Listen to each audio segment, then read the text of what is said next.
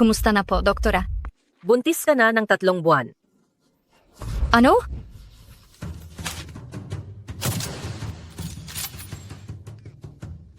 Doktora, bigla lang pong lumaki ang tiyan ko ngayong umaga. Wala po bang posibilidad na baka tumor lang to?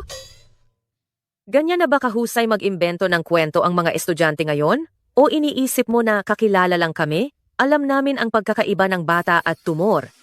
Sige na, isipin mo na lang kung may nakasama kang lalaki nitong nakaraan, susunod. Ako, nakipag-sleepover naman ako sa isang lalaki. Pero, iyon ay maliwanag na. Kagabi lang nangyari. Kahapon, pumunta ako sa Bundok Ilaw para mag-sketch. Ngunit naligaw lang ako at napunta ako sa isang kastilyo.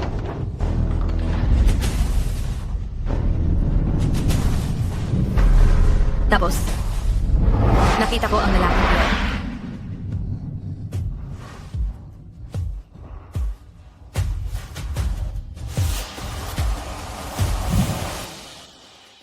Sino ka? Ang salitang yan ay dapat ako ang magtanong sa'yo.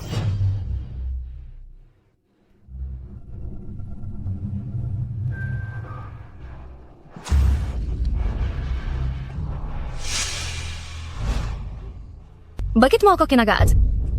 Tandaan mo, itinanim ko ang markang ito. Mula ngayon, ikaw ay akin na. Kahit saan ka man magpunta, gamit ang amoy na ito, mahahanap kita.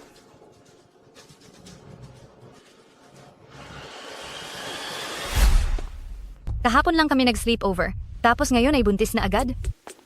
Paano nangyari yon? May mali talaga rito.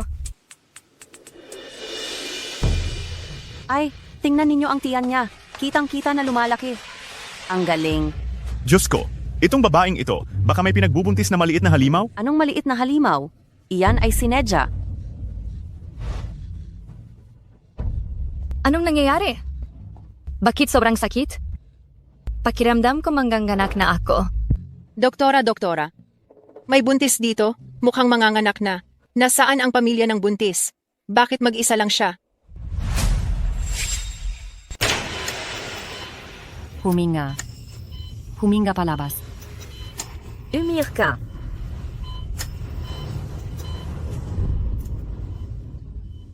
Nanganak na siya, isang lalaki.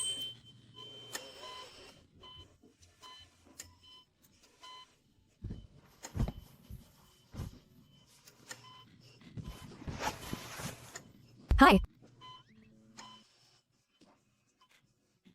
Ako ang mami mo. Ang cute mo naman. Mami! Huh? Ang bata na ito ay kahanga-hanga, kakapanganak pa lang pero marunong nang tumawag ng mami. Siguradong magiging matagumpay siya paglaki. Siyempre. Hey. Pakiusap buksan ninyo po akong pinto. Hey.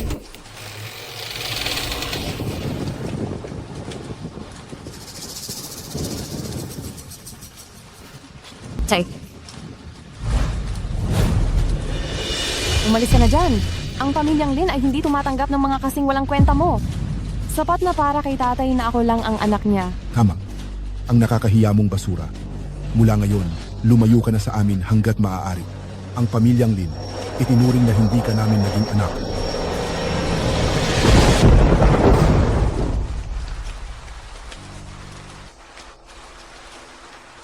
Ang bait mo. Ngunit ipinanganak ka sa panahong wala akong anumang ari-arian.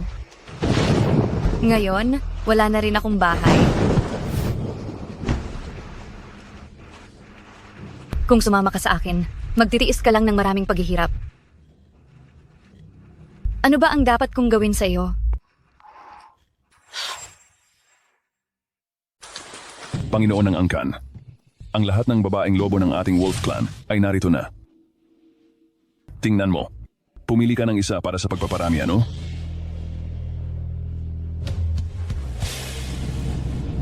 Dalawang araw pa lang akong nagdaan sa aking 100 taon. Pansamantala, wala pa akong planong magpakasal at lalong hindi magparami. Pinapayuhan ko si Elder yun. Naalisin mo na ang ideyang iyan sa iyong isip. Kalokohan.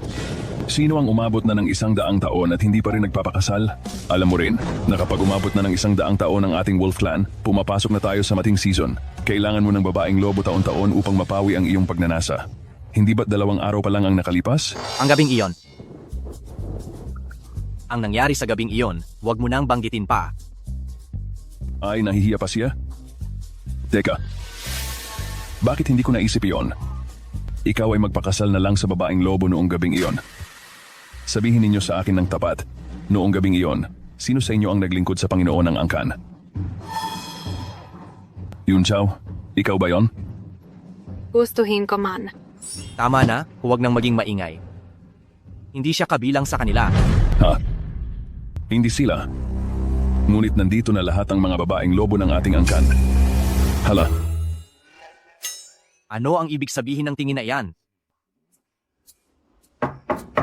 sinong lalaking lobo ang walang hiya? Na nagtangkang gahasain ang ating Panginoon ng angkan? Sisiguraduhin kong babalatan ko siya. Hindi, huwag kang magsalita ng kung ano-ano. Siya ay isang tao, isang babae. Tao? Patay, mas mabuti pa kung lalaking lobo na lang? Makipag-usap ka sa akin ng maayos? Ay naku, masama ito. Baka nandito siya para nakauwi ng ating dugo? Ay, kung titingnan natin ang oras, kung nabuntis siya noong gabing iyon, dapat ay nanganak na siya ngayon. Ako ba ay isang tagapaghasik? Natamaan agad? Nakababatang Panginoon, nakatatandang yun. May isang babae sa labas. Nagbigay siya sa atin ng isang mestisong munting lobo. Dali-dali, kunin mo at ipakita sa akin. Nakababatang Panginoon, karapat dapat ka talagang tawaging tagapaghasik. Ang munting lobong ito, kamukhang kamukha mo noong bata ka. Hindi na kailangan ng paternity test. Siya nga ang iyong anak.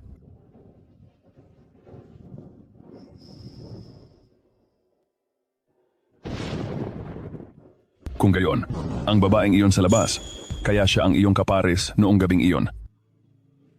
Nasaan siya? Siguro ay nasa labas pa rin siya.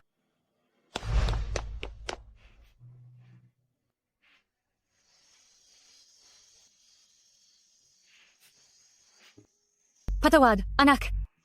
Hindi ko talaga sinasadyang iwan ka rito. Mayroon siyang napakalaking kastilyo. Tiyak na napakayaman niya. Magiging maayos ka sa kanya. Babalikan kita. Siguradong sigurado talaga. Siguradong sigurado.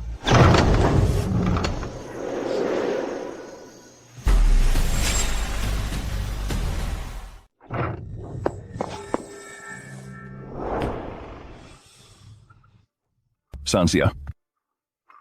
Umalis na. Hindi mo na kailangang malungkot. Sa tingin ko, hindi siya magandang tao. Matapos makipagtalik sa iyo, ang hindi man lang magbigay ng paliwanag ay ayos na. Ngunit ngayon ay pati sarili niyang anak, itinatanggi niya na. Ang taong walang puso at hindi tapat. Hindi mo na kailangang isipin pa. Saan mo naman nakita na iniisip ko siya? Ibalik mo sa akin ang anak ko.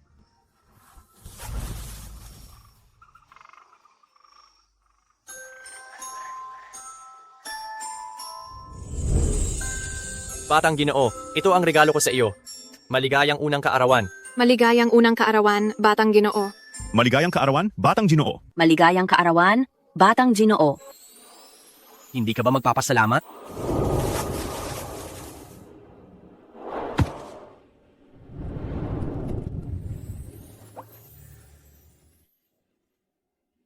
Salamat po sa inyong lahat. Happy birthday to you. Happy birthday to you. Umaasa ako na bago pa ako magdalawang taong gulang, mahahanap ko na ang aking mami. Mangyayari iyan. Tutulungan ka ang iyong ama na hanapin siya.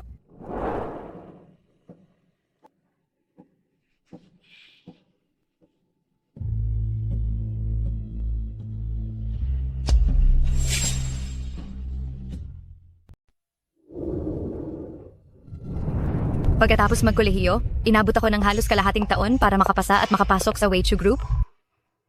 Ngayon ang unang araw ko sa trabaho. Kailangan kong magsikap para maging regular at kumita ng mas maraming pera. Sa ganitong paraan, mapupuntahan ko ang lumang kastilyo at susunduin ko ang baby ko. Hello, Hello po? bago ka rito? Apo. May ilang paalala na kailangan kong liwanagin sa iyo ng maaga. Maaari itong makaapekto kung magiging regular ka ba. Mm. Alam mo naman si President Fu, hindi ba? Siya ang pinakabatang negosyante sa Jiangcheng. Hindi lang mayaman, kundi napakagwapo pa. Bagaman may isa na siyang anak. Ang mga babaeng gustong magpapansin sa kaniya ay hindi nauubos. Gali na gali si President Fu dito. Kaya sinuman sa kumpanya ang magtangka sa kaniya ay tatanggalin ni President Fu. Naiintindihan ko. Pag nakita ko si President Fu, lalayo agad ako. Pero ang pagsasabi ko sa iyo nito ay sobra na. Napakalaki ng kumpanya. Kaya paanong makikita mo?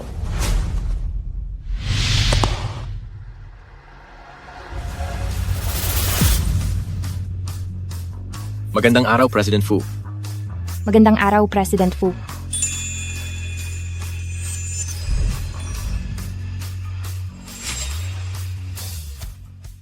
Lumingon, lumingon, lumingon. Magandang hapon, Boss Fu.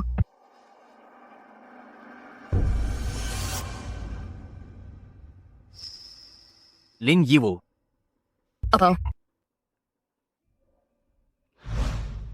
bawat empleyado ng kumpanya ay representation and imahe nito. Kaya sa susunod, mag-ingat ka. Naintindihan ko, Boss Fu? Ang guwapo. Ang guwapo. Wow! Kinakausap ka ni Boss Fu, ang swerte mo naman gayon. Shh! Anong sinasabi mo kanina? Huwag kang maging baliw sa pag-ibig. Sige, alis na ako para mag-report. Bakit pag nakikita ko siya, nakakaramdam ako ng pagkapamilyar? Nakita ko na ba siya sa kung saan?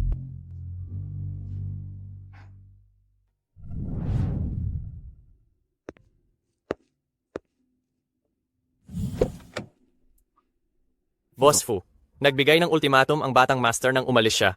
Sabi niya, hindi siya babalik hanggat hindi niya nakikita ang kanyang ina. Hanapin siya at baliin ang kanyang mga binti.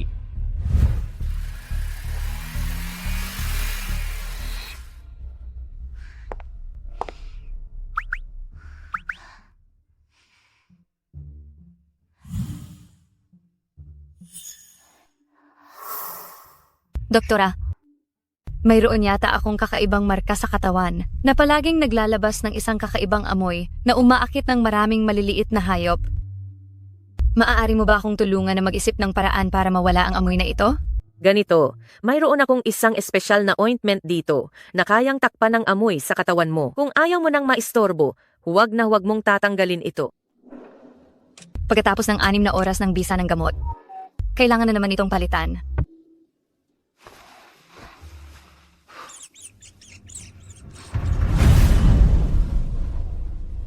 Tiyaga, hindi siguro?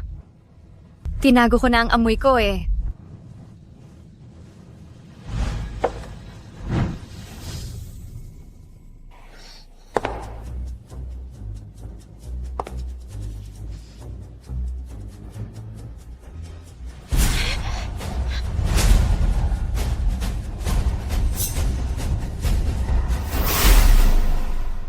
Bata.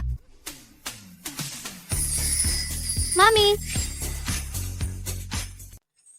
Mami!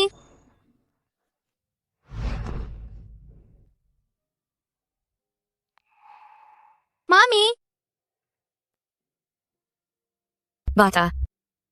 Ano ang tawag mo sa akin? Mami! Ikaw talaga ang mami ko. Sa wakas nakita na kita. Mami! Mami, ikaw nga. Napakasakit ng paghahanap namin ni Daddy sa'yo. Bata. Nakakamali ka. Hindi ako ang mommy mo. Ikaw talaga. Ikaw nga. Kahit isang beses lang kitang nakita, naaalala kita. Huwag mo akong tanggihan. Gusto na gusto talaga kita. Kung anak talaga kita, sana ganoon na lang. Pero ang sanggol ko, 1 taong gulang pa lang ngayon. Bata, anong pangalan mo? Ilang taon ka na? Mami, ang pangalan ko ay Fuye. 1 taong gulang na ako. 1 taon? Oo, 1 taon. Anak ng sino? 1 taon, ganito nakalaki. Sige, kung ilang taon ang sinabi mo, iyon na. Sige, alam na. Natagpuan na ang batang master ni Seo Fu. Nandito sa kumpanya. Lumikaw. Kumakain ka ng tinapay mag-isa dito? Kapag nalaman ng daddy mo, tiyak na hahanapin ka niya. Taga rito ba siya sa kumpanya namin? Saang departamento? Ihatid na kita sa kanya.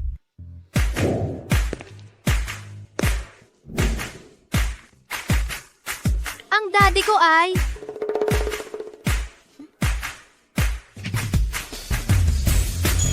Uye.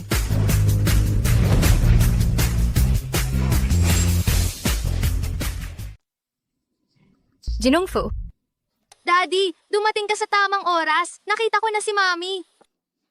si Xiaoye pala ay anak ni Jinoong Fu? Magkamukha nga kayo. Daddy, siya talaga ang Mami ko. Umuwi na tayo kasama si Mami.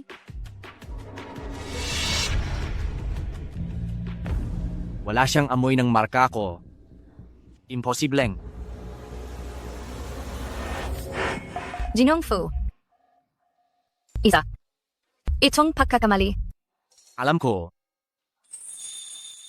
Ibalik muna si Xiaoye. Opo. Halika na, young master. Mami, kausapin mo muna si Daddy ng maayos at mag-build kayo ng feelings. Daddy, baguhin mo yung masama mong ugali. Huwag mo siyang sungitan.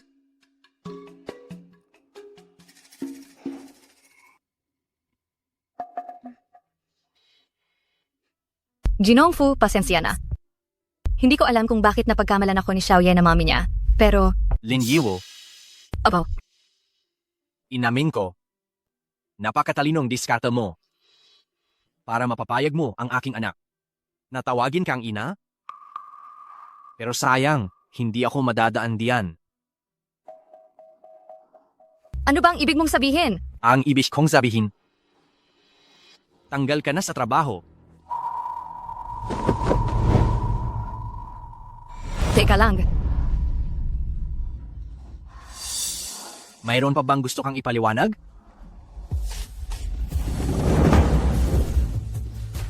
Ginoong Fu, kung tatanggalin ako, ano ang dahilan? Kapag may hinatulan, dapat may kasong nakalagay, hindi ba? Gusto mo talagang sabihin, hindi mo sinadya na lapitan ang anak ko. At hindi mo ito ginawa para umakyat sa kama ko. Umakyat sa kama mo? Lin Yiwu, marami na akong nakitang mga babaeng may masamang hangarin tulad mo. Bilang iyong dating boss, mabuting payo ang ibibigay ko sa iyo. Itigil mo na ang mga murang pakana mo. Magtrabaho ka ng maayos para makita mo ang sarili mong halaga.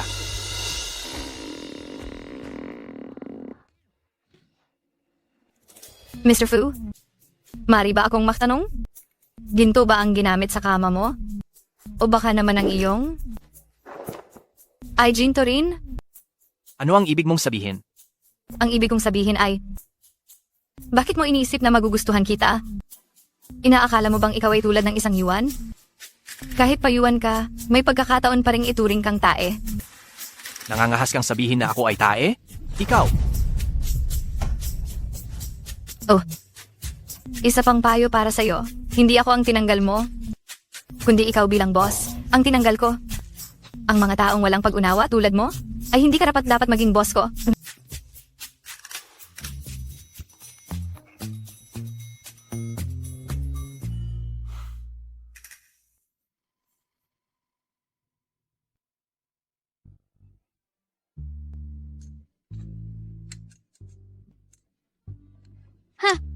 Sabihin mo sa inyong nakababatang Panginoon, kung sisantihin niya si Mami at hindi na niya ako payagang makita siya, mag-aayuno ako. mag-aayuno ha? Pagbigyan siya. Itapon ninyo lahat ng pagkain niya. Ito. Tanging ang ina lang ang pinakamabuti sa buong mundo.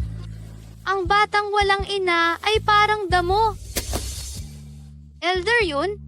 Ako ay isang damong hindi mahal ng ama at hindi inalagaan ng ina. Naawa ako sa aking sarili. Nakababatang Panginoon, payagan na natin ang bata na makita ang babaeng iyon na tao, kahit hindi siya ang tunay. Ito ay kahit papaano ay magsisilbing aliw sa bata. Tingnan mo ang bata, nangayayat na talaga siya. Isang kainan pa lang iyan. Kalahati lang. Tanging ang ina lang. Tama na. Huwag ka nang umiyak. Pumapayag na ako. Yehey! Mabuhay si Daddy! Tawagan si Lin Yiwu, pabalikin siya sa trabaho bukas. Masusunod. Wag na! Ako na lang ang maghahanap sa kanya.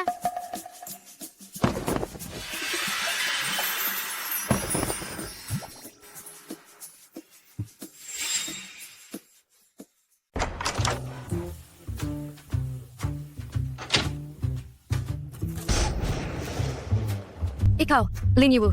Lin Yiwu. Bakit hindi ka na lang magpababa ng pride kahit kaunti? Bakit ka ba nakikipag-away sa trabaho? Sa unang araw mo pa lang sa trabaho na wala na agad, kailan ko pa makukuha si Xiaobao pabalik?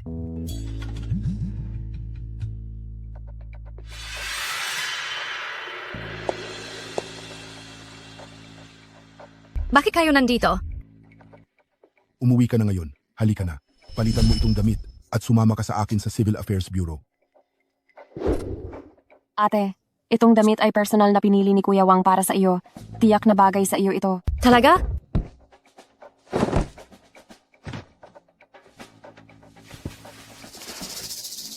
Tama po ang sinasabi mo.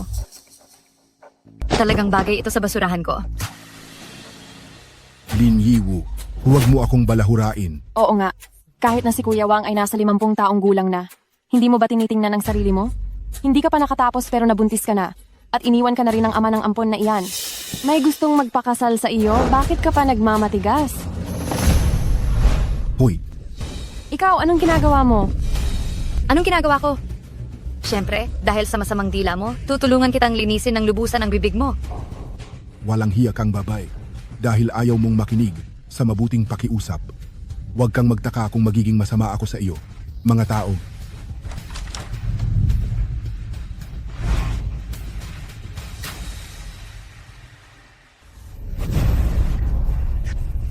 dalhin ninyo siya. Bitaw! Iligal ang pagkidnap! Daling siya. Bitaw! Bitaw!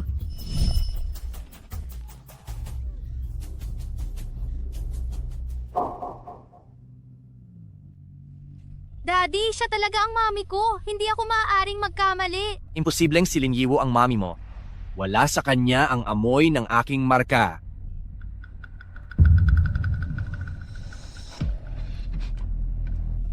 Para. Ano bang nangyari sa young master? Ito ang amoy na itinanim ko sa babaeng iyon. Parang nanggagaling sa direksyong iyon. Si mami ko ba yon? Mr. Fu, ang direksyong iyon po ay papunta sa bahay ni Miss Lin. Siya nga kaya talaga? Magmaneho. Si po. Bilisan mo. Si po. Bitaw! Bitaw!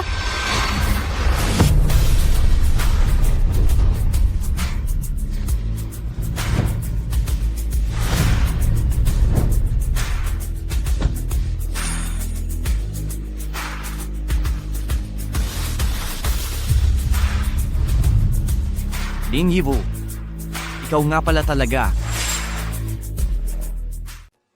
Boss Fu, Lin Yiwu, ikaw nga pala talaga. Nagpapakamay ka ba?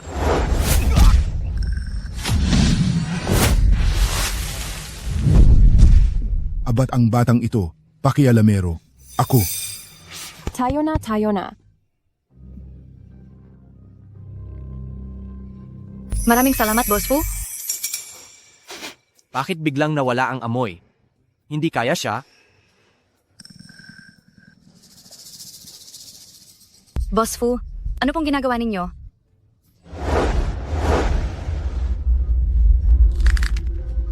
Wow! Ang galing ni Daddy manligaw. Ikaw ang kusang gumawa nito sa akin. Wala akong kinalaman dito. Hindi siya.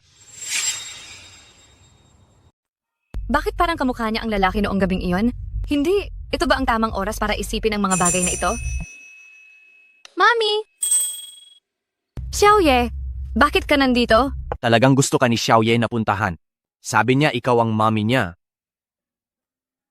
Xiaoye, Lin Yiwu, hindi siya ang mommy mo. kung sinabi kong siya nga. Siguradong nagkamali ka lang.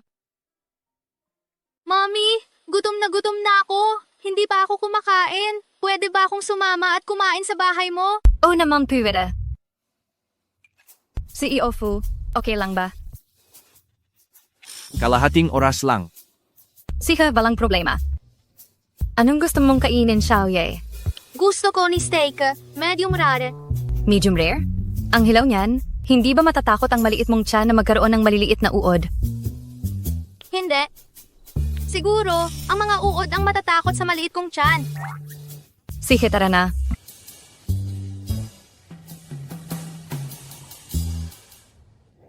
Kung hindi siya, nasaan na ang babaeng iyon?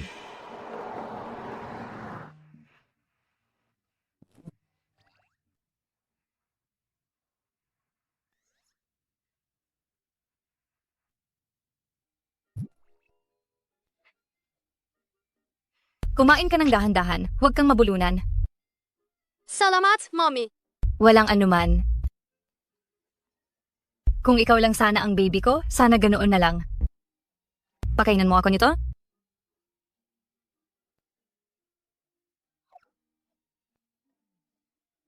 Salamat. Walang anuman. Cheers. Sa loob ng maraming taon, ito ang unang beses na nakita ko ang batang ito na ganoon kasaya. Hindi ba talaga siya ang babaeng iyon?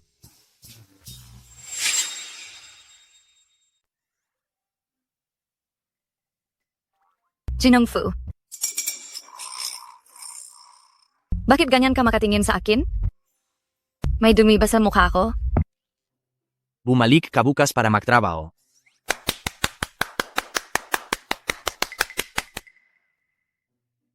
Hindi na ba iniisip ni Jinoong Fu na may masama akong intensyon? Gusto ka ang anak ko. Nagmamatigas ka lang. Alam mo namang nagkamali ka sa pagdududa mo kay Mami. Kumakain na nga, hindi mo pa rin maisara ang bibig mo? Sige. Ako ay isang taong napakabukas ang isip. Dahil niligtas mo ako kanina, Ginoong Fu, para sa akin ay patas na tayo. Huwag kang mag-alala, Ginoong Fu. Magsisimula akong pumasok sa trabaho ng eksakto bukas.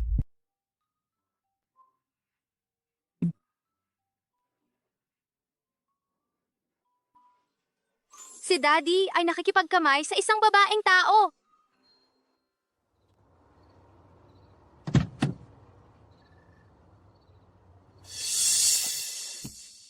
Young Master, anong nangyayari sa inyo? Wala. Ang kakaibang amoy na iyon, lumalabas lang sa napakaikling panahon, pero nagdulot na agad ito ng reaksyon sa akin. Young Master, na-activate ang inyong pagkalobo. Gusto niyo bang ayusin ko kayo ng isang babaeng lobo ngayong gabi? Kung gusto mong mamatay, subukan mo.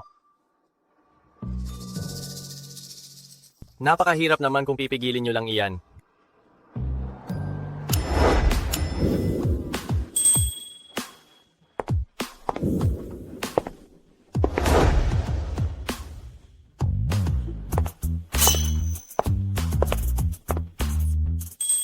Yiwu, hindi ka ba sinibak ni Jinoong Fu?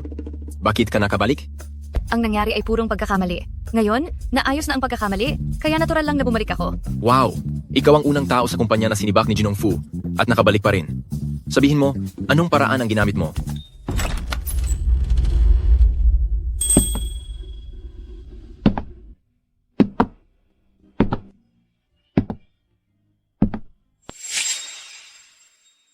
Huwag kang ganyan.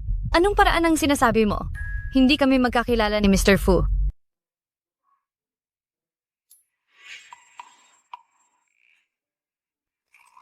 Talagang binanggit mo si Cao Cao at dumating siya. Papasok na ako sa trabaho. Paalam. Paalam.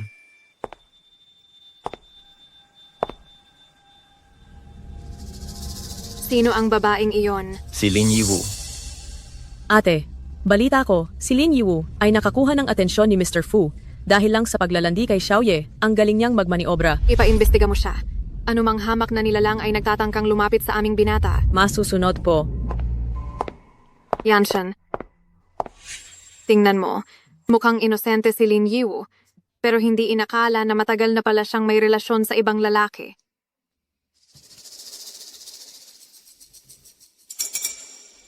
Ano? Nanganak siya pala siya 1 taon na ang nakakaraan? Oo nga.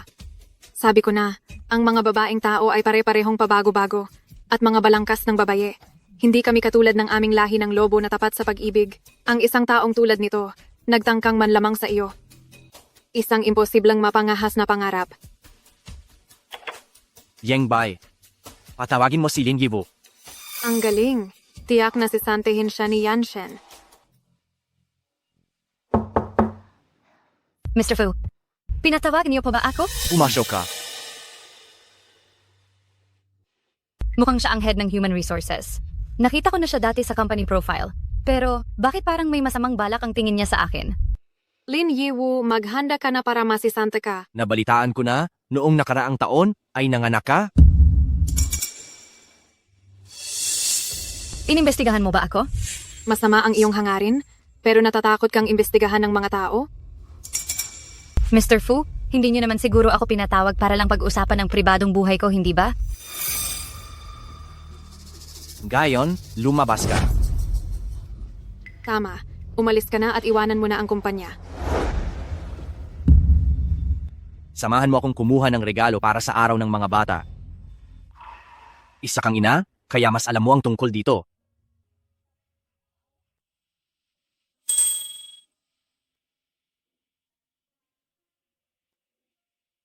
Bakit ka nakatunganga? Gusto mo ba talagang masisante? Sina? Tara na, tara na. Hindi, Yanshen. Hindi mo ba siya sisigantehin?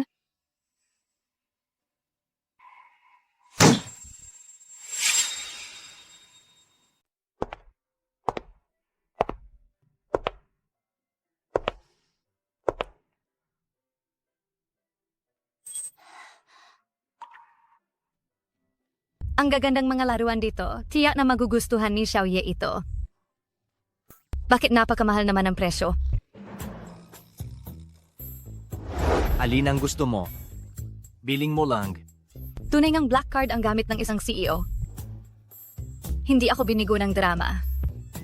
May anak ka ring halos 1 taon na. Dapat alam mo kung ano ang gusto nila sa ganyang edad. Hindi na lang 1 taon si Xiaoye. Hindi iyan ang punto.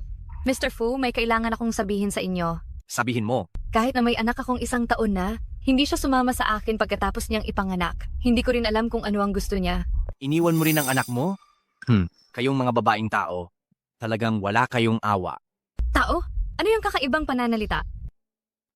Mr. Fu, kung hindi ninyo gusto.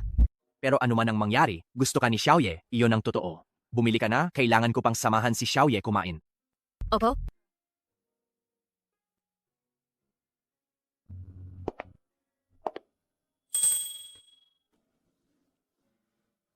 Ito na lang siguro.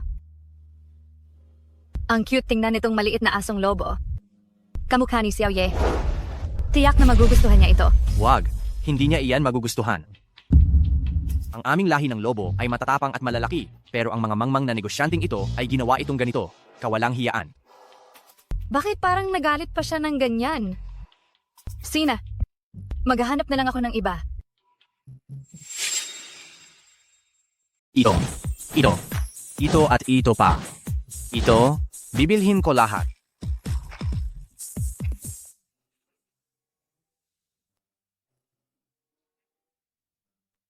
Ginoong Fu, ang ganda ng loob mo kay Xiaoye. Hindi ko lang alam kung ang tatay ba ni Xiaobao. Magiging ganito rin ba kaganda ang loob sa kanya? Maganda ba? Oo naman. Napag-isip mo ako.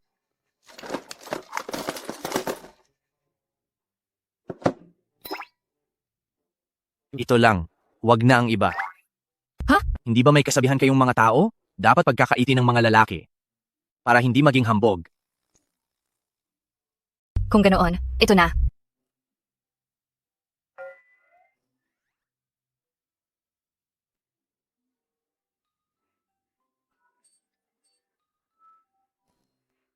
Ang boss na ito ay kakaiba sa mga walang utak na paborito sa mga short drama. Talagang may sarili siyang estilo. Lahat ng ito ay laruan para sa isang taong gulang na sanggol. Kung nandito si Xiaobao, tiyak na magugustuhan niya ito. Ayos lang. Sige, lakasan mo ang loob mo. Basta makakakuha ako ng sapat na pera, tiyak na mababalik ko si Xiaobao.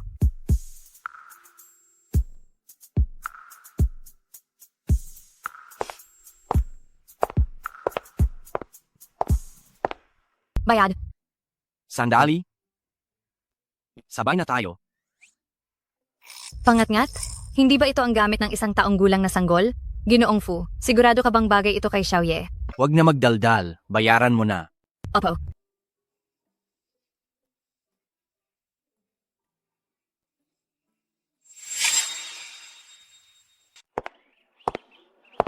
Boss Fu, tapos na akong bumili. Pwede ka nang umuwi. Alas 6 na, ang bilis naman. Sige, Boss Fu. Hanggang bukas na lang. Sandali. Para sa'yo ito. Boss Fu. Para saan po ba ito? Ayaw mo bang kunin ng anak mo kapag nagkapera ka na? Gusto ko po talaga yan. Kung ganoon, kapag nakuha mo na siya, ibigay mo na ito sa kanya para sa akin.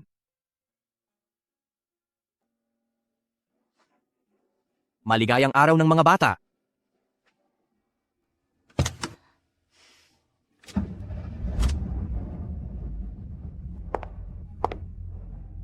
Maligayang araw ng mga bata.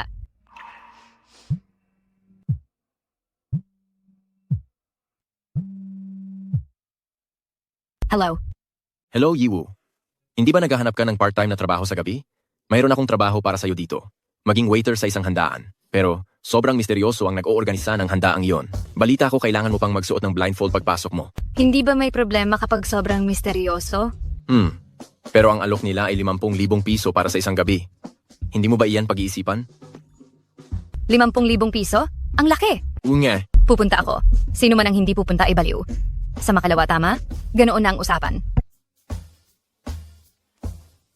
Ang daming pera. Bahala na kung misteryoso man yan.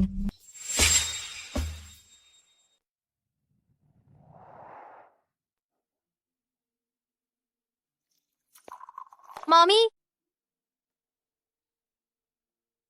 Little Ye. narinig ko po na ang aking regalo sa Children's Day ay pinili ninyong dalawa ni Daddy. Salamat, Mommy. Gustong-gusto ko ito. Wala kang dapat ipagpasalamat sa akin. Si Daddy mo ang nagbayad niyan. Kayo palang dalawa ni Daddy. Nag-shopping? Ibig sabihin ba, magpapakasal na kayo agad? Huwag mong sabihin yan basta-basta. Tika, hindi ba dapat papasok ka na sa kindergarten ngayon? Bakit ka na naman nagpunta sa kumpanya? Dinalian ko po si Mommy nito. Ano ito? Moon Serpent Festival Dance? Anong klaseng festival ito? Baka naman isa na namang festival na pauso ng mga influencer? Ito ay isang pagdiriwang ng aming pamilya. Bukas ng gabi na ito. Taon-taon itong ginaganap sa bahay namin. At lahat ng tao sa paligid ay pupunta. Sobrang ingay. Pagdiriwang ng pamilya? Talagang ibang klase ang mga mayayamang tao? May sarili pa silang holiday. Pero, bukas ng gabi, may importante akong trabaho. Kaya hindi siguro ako makakasali sa pagdiriwang ng pamilya ninyo. Mommy, hindi ka ba talaga makakapunta? Ang festival na ito ay napakahalaga para sa aming pamilya. Pasensya na. Sa susunod siguradong dadalo ako. Philbe. Sige na aga. Buti, pumasok ka na sa eskwela ngayon.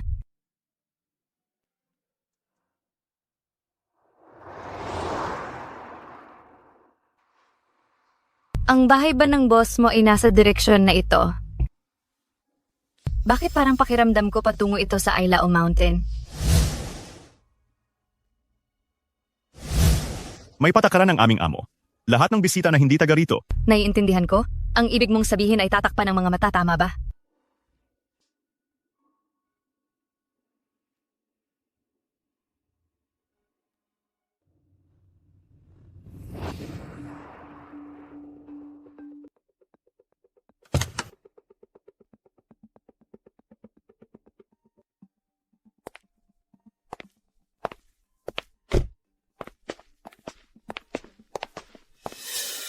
Ang sariwa ng hangin. Bakit parang nasa loob tayo ng bundok?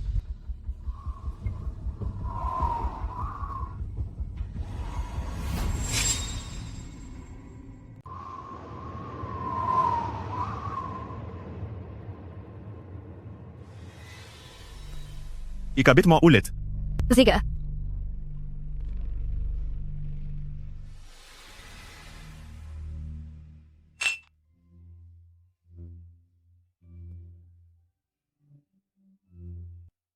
Mahal na pinuno.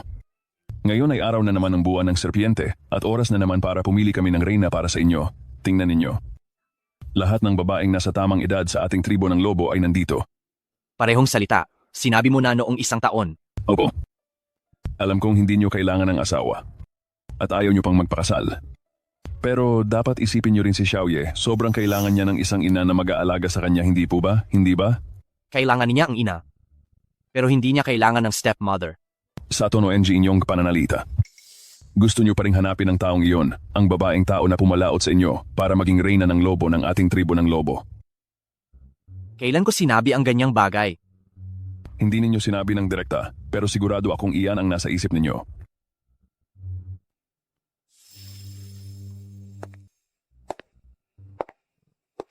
Lin Yuho.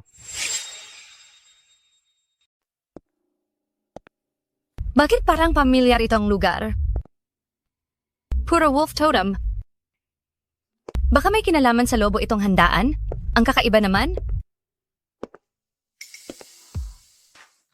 Pati role-playing? Mayroon dito? Ang lambot nitong tainga ng lobo. Ang cute!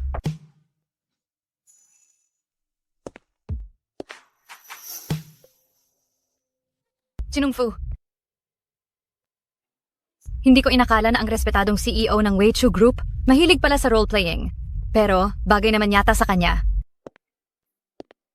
Nagtatrabaho sa umaga. Nag-sideline sa gabi. Mukhang pursigido ka talagang kumita. Ito ay dahil sa hirap ng buhay. Wala naman atang patakaran ng kumpanya na bawal mag-sideline, hindi ba? Mami, akala ko ba may trabaho ka at hindi ka makakapunta? Xiaoye, ito bang sinasabi mong family celebration? Grabe naman ang pagkakataon. Mabuti naman, bilisan mo, magpalit na tayo ng gown. Kundi, mahuhuli na tayo. Xiaoye, kailangan ko pang magtrabaho.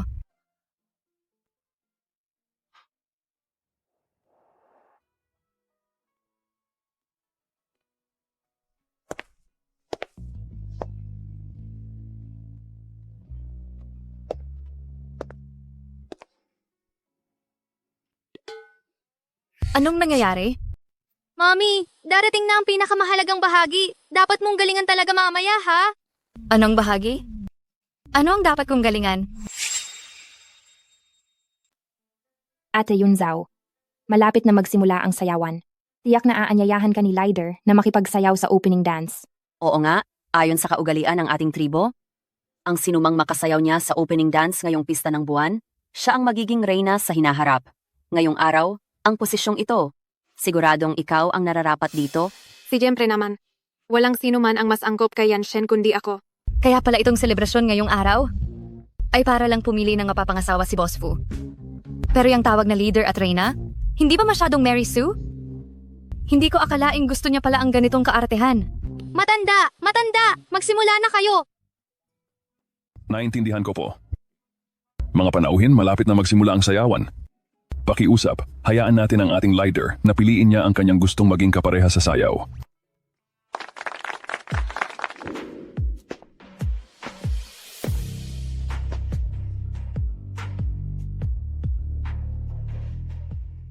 Ate Yunjao, nakatingin sa iyo ang leader. Dali, dali. Ikaw yan, sigurado. Umakyat ka na.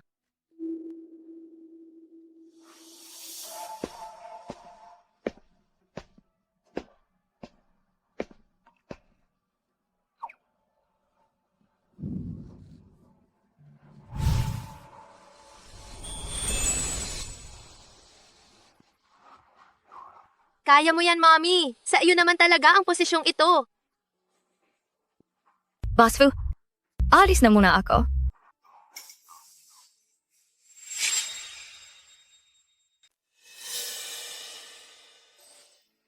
Marunong ka bang sumayaw? Nakapag-aral ako ng kaunti noong nasa club ako sa kolehiyo.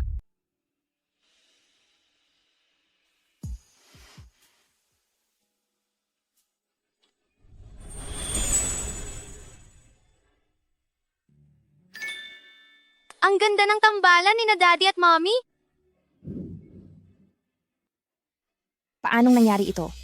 Ano ba talaga ang ibig sabihin ng Young Master? Hindi kaya gusto niyang gawing reyna ang taong ito? Kung ganoon, ano na lang kami ni Ate Yunjao? Makingat ka?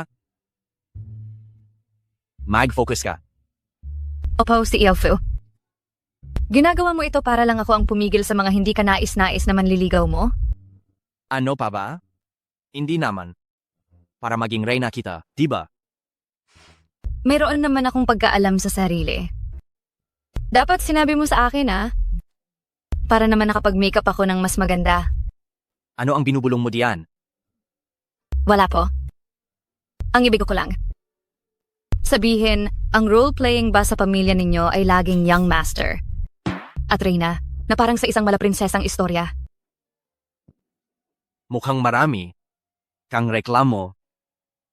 Ako po, hindi po ako nangangahas. Young master. Mukhang nangangahas ka naman. Gayunpaman, may isang bagay na talagang kinagagandahan ko. Si CEO Fu na ganito kamalinis, para ba ito sa ina ni Xiaoye? Isang babaeng nag-iwan sa sarili niyang anak. Bakit ko pa siya hihintayin? Siya. Ang nag-iwan kay Xiaoye? Ano pa ba? Pero napaka-cute ni Xiaoye. At ikaw naman ay napaka. Sa tingin ko, may hindi siya maiiwasang dahilan, kaya niya nagawa iyon. Mas mabuti kung ganun. Siguradong ganoon. Kung hindi man dahil sa hindi maiiwasan, sinong ina ang magtatapon ng sarili niyang anak?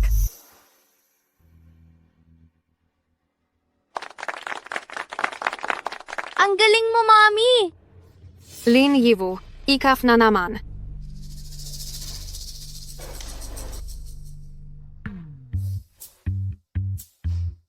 Mas komportable pa rin itong damit na ito.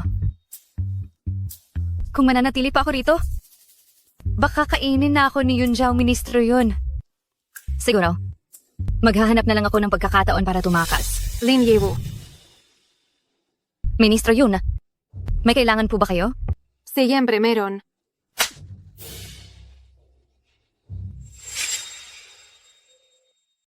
Sa tulad mong ganyan, nagsasabi ka pang nanay ka ni Xiaoye. Grabe, nakakahiya ka. Tama, isang hamak na tao lang. Gusto mo pang agawin ang pwesto ng reyna mula kay Ate Yunjao. Imposible yan. Reyna? Tingin ko kayo ang nananaginip ng gising. Lin Yiwu, talagang gusto mong masaktan. Isang beses mo lang ako sinaktan? Gusto mo pa ulitin? Akala mo ba napakadali lang akong apihin? Bitawan mo na ako. Sige. Lin Yiwu, naglakas loob kang saktan ako, ha? Bakit? Hindi ba ako pwedeng manakit sa'yo? Ngayon, wag mo sabihin na isa ka lang simpleng manager. Kahit na ikaw pa ang kasintahan ni Boss Fu, sasaktan pa rin kita. Anong karapatan mo para hiyain ako? Gusto mo si Boss Fu at gusto mo ring makipagkumpetensya sa akin? Iyon ay problema mo. Pero hindi ako sasali-sali dyan. Lin Yiwu, ikaw ang pumipilit sa akin ito.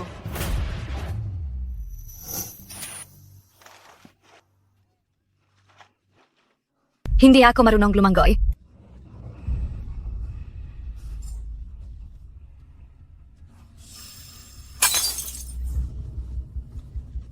Umalis na tayo. Saklolo? Tulong? Tulong?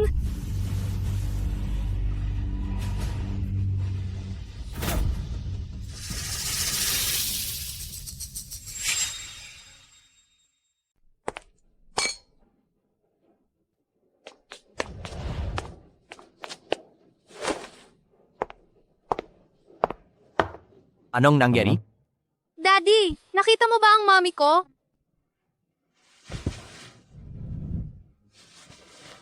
Wala. Nakakagulat. Bakit bigla siyang nawala? Kasalanan mo. Hindi mo siya binantayan. Maging makatwiran ka naman. Empleyado ko lang siya. At wala akong obligasyon na bantayan siya sa lahat ng oras. Hindi lang siya empleyado mo. Siya ang mami ko. Ang iyong magiging reyna. Kung may nangyaring masama sa kanya, pagsisisihan mo iyon. Huwag kang mag-alala. Hinding-hindi siya magiging reyna ko.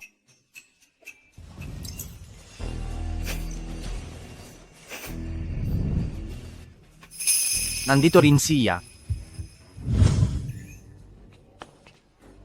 Si mommy ba? Too long? Too long?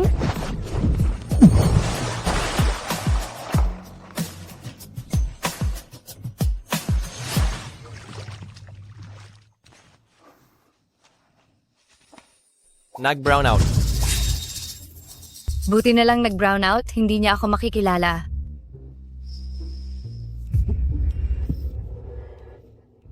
Ang amoy mo. Amoy? Naku, talaga bang naamoy niya ang presensiya ko? Kung malalaman niyang ako ang dahilan kung bakit nandito ang mga ahas at daga, ituturing niya akong halimaw at sisantihin ako. Tanggalin mo ang maskara mo.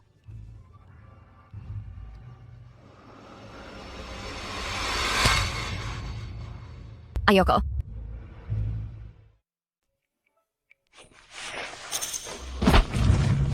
Gusto mo pa ring tumakas? Ang amoy niya ay muling pumukaw sa aking pagiging hayop. Anong nangyayari? Bakit biglang ang init niya?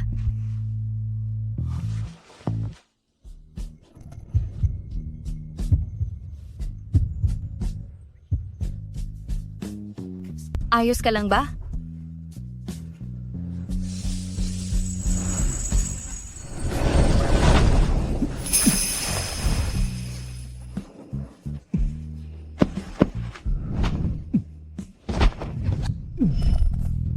Bakit? Bakit pakiramdam ko ay kamukha niya ang lalaking iyon? Hindi. Hindi. Ito ay akala lang. Siya si Fu Yanshen. Paano naman magiging siya ang taong iyon? Young Master, ayos lang po ba kayo? Paumanhin, Young Master. Hindi ko po sinasadya na abalahin kayo.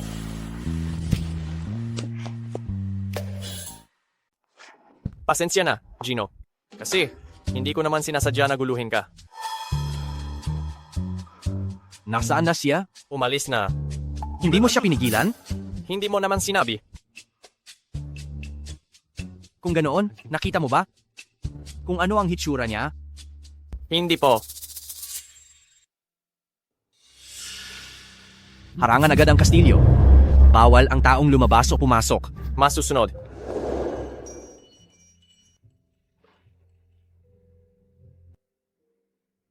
Kahit maghukay pa tayo sa ilalim ng lupa.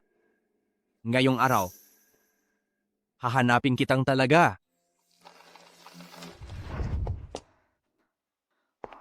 Buti na lang talagang mabilis akong nakaalis. Kung hindi ay hindi ako makakatakas. Pero bakit niya ako hinalikan? Hindi niya nga alam kung sino ako.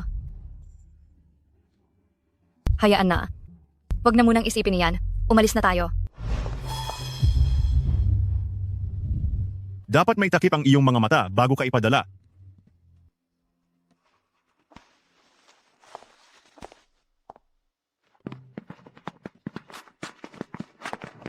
Utos ng Ginoo na harangan ang kastilyo, kaya ngayong gabi, sinumang tao ay hindi pinapayagang pumasok o lumabas ng basta-basta. Masusunod.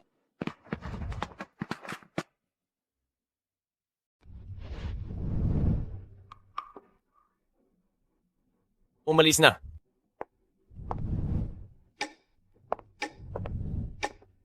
Umalis na. Umalis na kayong lahat. Young Master, lahat ng taong pumasok sa kastilyo ngayon ay sinuri na. Wala. Talaga? Nandito ang lahat. Nasaan si Lin Yiwu?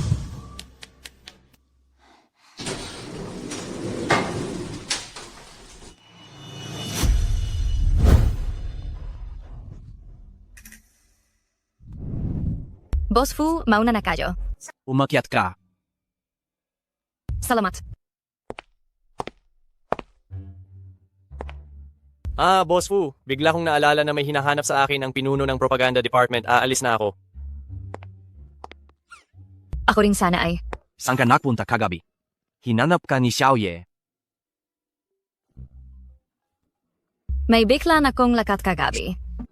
Kaya umalis na ako.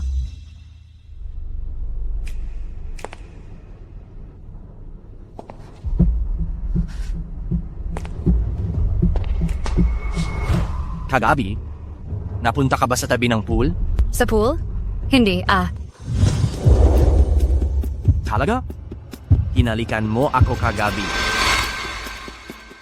Tanggapin. Siyempre hindi. Nagkamali ka sa pagkakakilanlan. Paano naman mangyayari na makikipaghalikan ako kay Mr. Fu? Kagabi, sa gilid ng pool. Nakita ko ang nanay ni Xiaoye. Ano? Kung nagkamali ako, malalaman ko sa pagsusuri.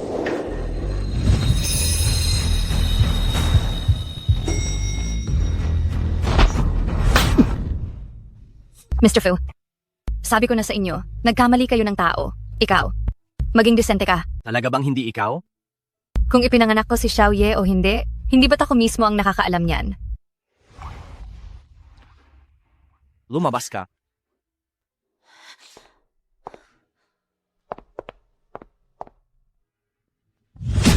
Bakit ko naman naisip na siya? Wala naman sa kanya ang amoy ko.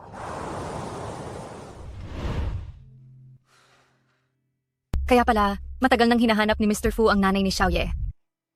Kaya ba, noong gabing iyon, bigla mo akong ginanyan dahil napagkamalan mo rin akong nanay ni Xiaoye? Ang dami niyang inubos na oras sa paghahanap. Siguradong mahal na mahal siya ni Mr. Fu, ano? Xiaoye, bumalik ka na naman para hanapin ang daddy mo? Hindi, pumunta ako para hanapin ang mommy ko. Ikaw. Kung mahanap na ni Mr. Fu ang nanay ni Xiaoye, sa susunod, hindi na siguro magiging malapit sa akin si Xiaoye ng ganito. Mommy, bakit ka umalis ng ganoon kabilis kagabi? Ano ba itong nangyayari sa akin? Itinuturing ko si Xiaoye na parang sarili kong anak. Mommy, may kailangan akong asikasuhin kaya umalis ako kagabi? Sige na, basta't nakasayaw mo si daddy, ayos na yon. Pasensya na, Xiaoye. Kailangan ko pang magtrabaho. At mag-duty. Pwede bang mag-usap tayo ulit sa ibang araw? Mommy, magtrabaho ka na. Xiaoye. Xiaoye. Mommy, masaki po. Xiaoye, huwag mo akong takutin. Anong nangyayari sa iyo, Xiaoye? Xiaoye? Anong problema? Hindi ko alam. Kanina lang maayos siya. Tapos bigla siyang... Masama. Ang dugo sa buong katawan niya ay nagkakagulo. Dadalhin ko siya sa ospital, bumalik ka sa trabaho. Xiaoye.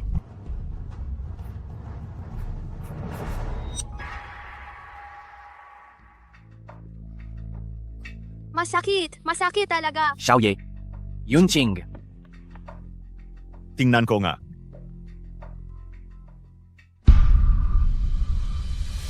Si Xiaoye ay kalahating tao, kalahating lobo.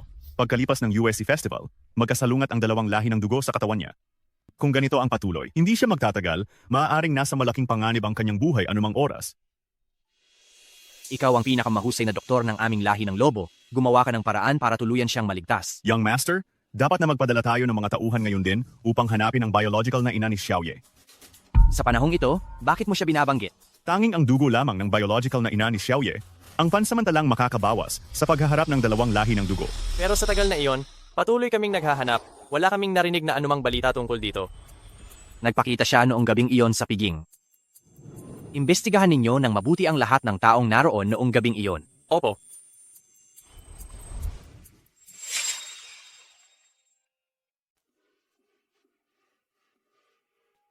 Tatlong araw nang hindi pumupunta si Ono para hanapin ako. Sabi ni Ministro yun, hindi ko alam kung bakit. Pero nitong nakaraan, ang batang Ginoo ay nasa ospital palagi. Parang nasa panganib pa ang buhay niya. Ganun ba kalala? Hindi ba?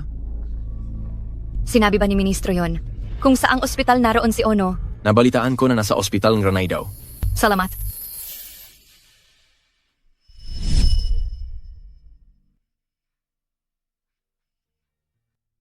Mami, Oh no. Kumusta na? masakit ang kamay ni Mami.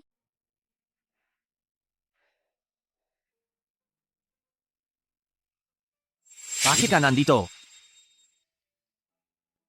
Jinongfu, narinig ko na hindi maganda ang kalagayan ni Ono. Kaya naisip kong pumunta at tingnan siya. Totoo ba ang sinasabi nila tungkol kay Ono? Hindi ko hahayaang may mangyari sa kanya. Naniniwala ako sa iyo. Ililigtas mo siya. Mami. Mami. Oh no. Nandito ako. Nandito lang ako. Sa tingin nila, para talaga silang mag-ina. Lin Yiwu. Tungkol sa nangyari sa elevator noon. Taos puso akong humihingi sa iyo ng paumanhin. Ay, Diyos lang. Nakalimutan ko na. At saka si Xiaoye. Pag nahanap niya na ang mommy niya, hindi ka na niya guguluhin.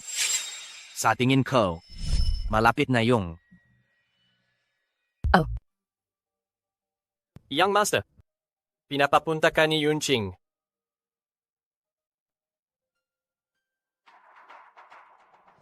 Mami, uhaw na uhaw ako. Kukunan kita agad ng tubig.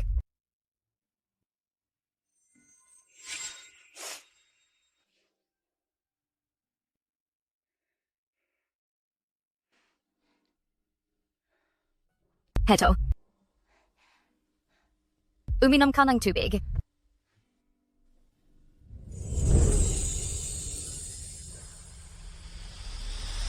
Mukhang si Xiaoye, gumaan-gaan na ang pakiramdam. Dahil ba to sa dugo ko?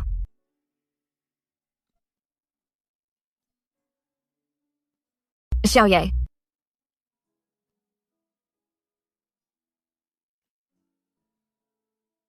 Hindi ko na to kayang isipin pa.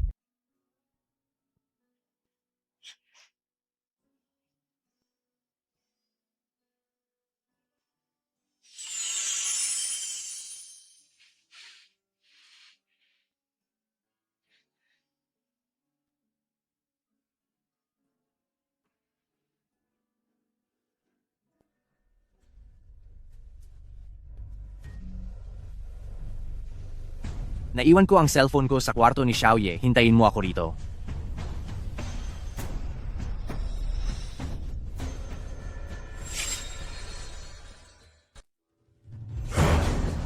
Apo.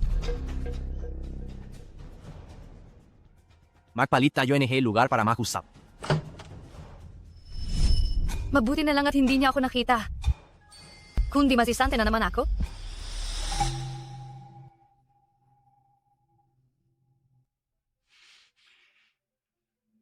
Lin Yiwu, bakit ikaw na naman? Anong ginagawa mo? Bakit may dugo pa ang kutsilyo na yan? Nagbabala ka bang saktan si Xiaoye? Hindi ako. Lin Yiwu, pinainom mo ba ng dugo mo si Xiaoye? Opo. Pero wala akong masamang balak kay Xiaoye. Pinainom niya talaga ng dugo si Xiaoye. Tingnan ang itsura ni Xiaoye. Parang mas bumuti ang pakiramdam niya kaysa kanina. Ibig bang sabihin talaga, siya talaga ang tunay na ina ni Xiaoye? Mayroon pa akong kailangang gawin. Kaya aalis na muna ako.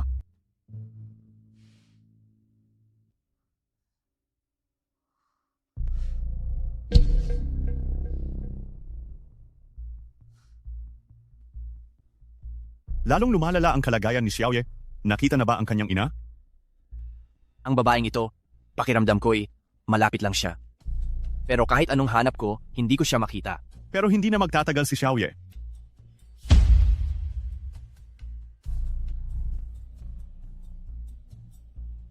Apo, gising na si Xiaoye.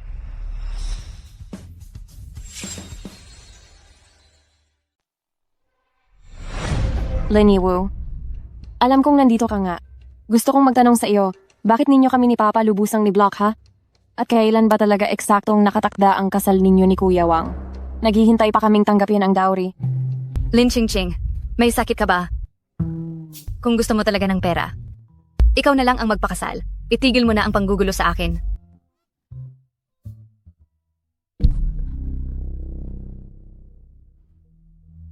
Ikaw ba ang stepsister ni Lin Yiwu? Sino ka ba? Hindi mahalaga kung sino ako. Hindi ba gusto mo ng pera? Basta tulungan mo akong gawin ang isang bagay. Gaano man karami, ibibigay ko sa iyo. Talaga? Ano yon?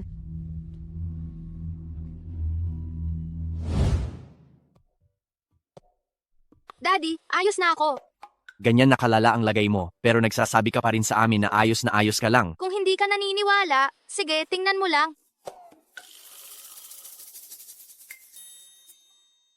Ano? Si Xiaoye, mas lumala pa. Nakakagulat, talagang lubusan siyang gumaling. Si Xiaoye, lubusan ng gumaling. Gumaling na si Xiaoye? Paano ka gumaling? May dumaan ba rito? Oo, meron. Dumating si Mommy. Si Mommy talaga ang nagpagaling sa akin. Mami, ang sinasabi mong tinutukoy mo, si Lin Yiwu? Sino pa ba? Kaya pala, ang babae pala na iyon ay 1 taon na ang nakalipas. Siya nga.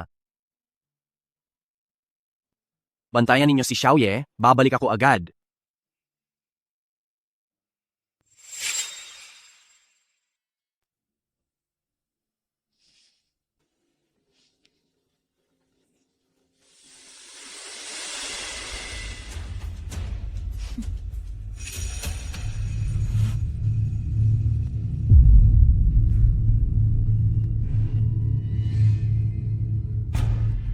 Lin Yiwu, nasaan ka ba? Sagutin mo ang tawag.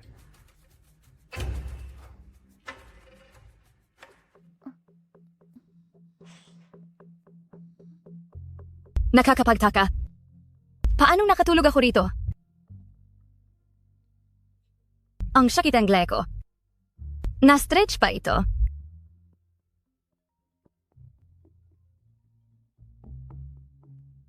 Hello, CEO Fu?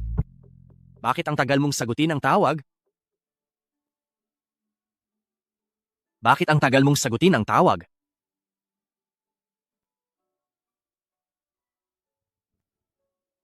Hinahanap mo ba talaga ako?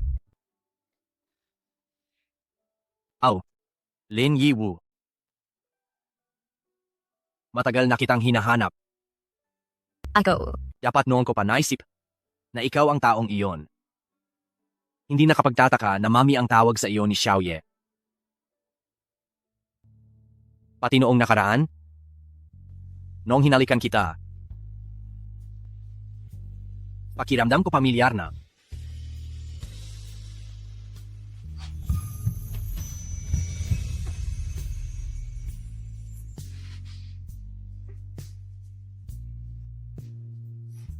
CEO Fu, bakit mo na naman akong hinalikan? Nagkakamali ka ng tao. Lin Yiwu. Sa pagkakataong ito, hindi na ako magkakamali. Iyon pala yon. Ilang beses akong naloko sa ganoong kaliit na gimmick mo.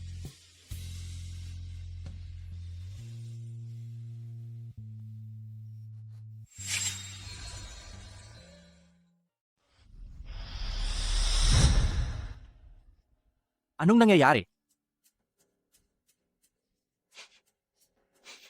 Ikaw, Bakit wala nang amoy? Ibig sabihin ba, gumaling na ako? Young Master, nahanap na po namin ang mommy ni Onye. ano? Ano?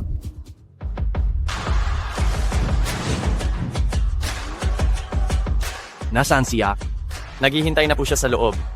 Saan ninyo siya nakita? Sa ospital po. At tungkol po sa detalye ng pag-iwan niya sa bata noong nakaraang taon, lahat po ay nasasabi niya.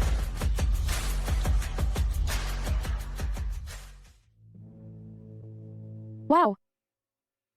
Ang isang sofa pa lang yata, kayang bilhin ang buong bahay namin. Talagang kumita tayo ng malaki ngayon?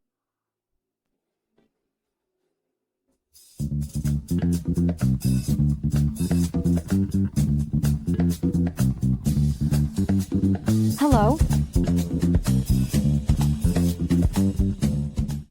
Ang guwapo ng lalaking ito. Lin Qingqing. Ako po iyon? Pwede mo akong tawaging Ching Ching? Pwede ko ba akong tumawag sa iyo ng Yanshan?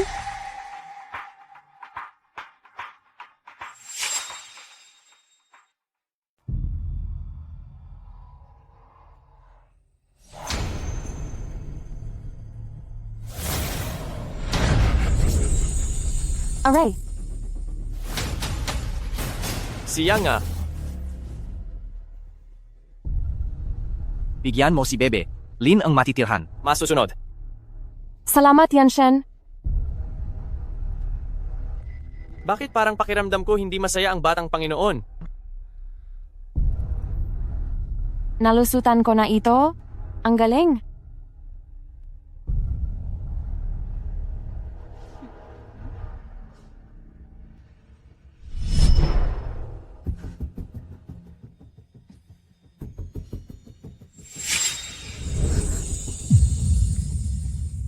Lin Yiwu, ikaw pala talaga ang mommy ni Xiaoye. Ngunit kung umaasa kang gamitin ito upang maabot si Yanshen, huwag ka nang mangarap.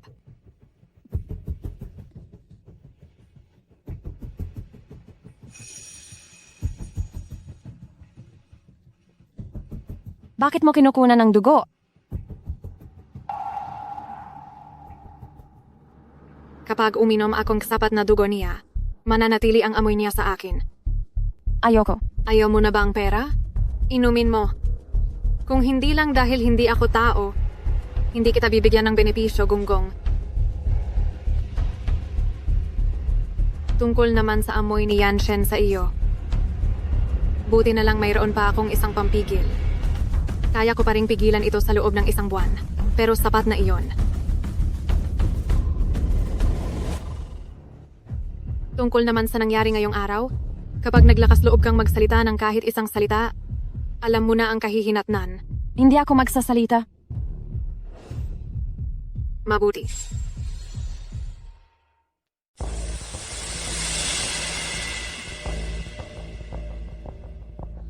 Tanging sa ganitong paraan lamang, mapaghihiwalay ko kayo ng tuluyan. Tungkol naman kay Lin Qingqing, ang tangang ito. Hinding-hindi siya magugustuhan ni Yanshen. Sa ganito, makakaroon akong pagkakataon na makapasok sa pagitan nila. Hinahanap ko siya ng matagal. At ngayon sa wakas, natagpuan ko na siya. Pero bakit parang hindi ako masaya?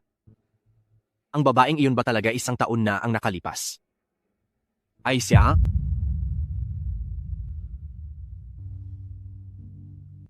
Sa sandaling ito, bakit ko pa siya iniisip?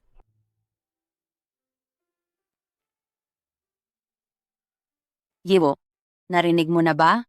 Natagpuan daw ni Jifu kahapon ang ina ng kanyang anak? Oh, narinig ko.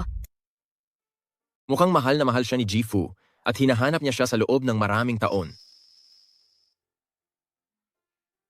Ganun ba? Bakit parang hindi ka masaya? Hindi ah. Bakit naman ako hindi magiging masaya? Ako ay sobrang saya. Matagal nang hinahanap ni Xiaoye ang kanyang mommy. Ngayon, natagpuan na siya, dapat ay maging masaya ako para sa kanya. Pero, hindi na niya siguro ako kukulitin na tawagin akong mommy, ano? At pati si Jifu. Hindi na niya ako mapagkakamalan muli. Yiwo, anong iniisip mo? Wala lang. Naalala ko lang bigla, may design pa ako ng kliyente na hindi na isusumite. Mauna na ako. Magpatuloy lang kayo sa pag-inom.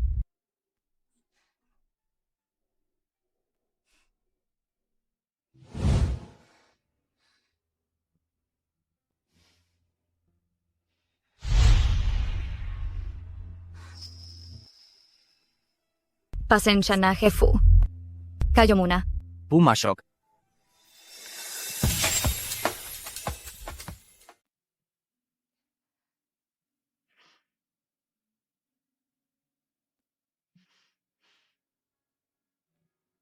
Linggibo, antating.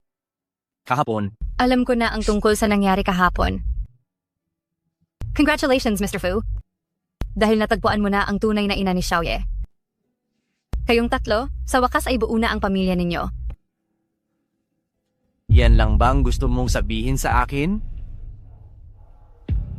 Kung gayon, dapat ba akong matuwa para sa inyo? Mas mabuti pang hindi ka na lang nagsalita. Ano ba talaga ang inaasahan ko?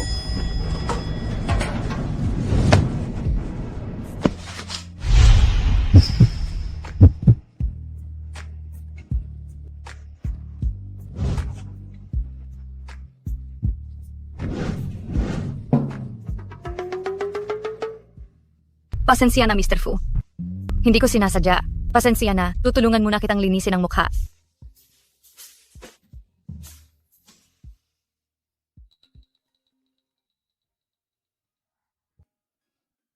Mayroon pa akong kailangang asikasuhin.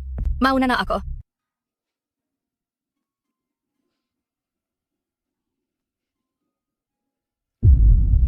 Ano ba talaga ang kailangan mong asikasuhin? Naghanda akong pagkain ngayon. Bumalik na kayo ni Xiaoye para kumain. Ziga.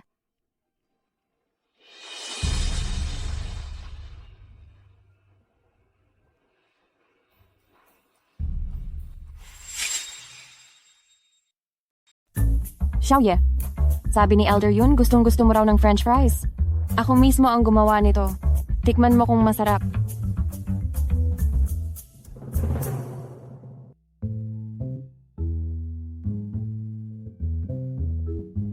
Hindi naman masama? Masarap, sige kumain ka pa ang marami. Tita Ching Ching, napagod ka rin sa pagluluto. Dapat ikaw ang kumain ng marami.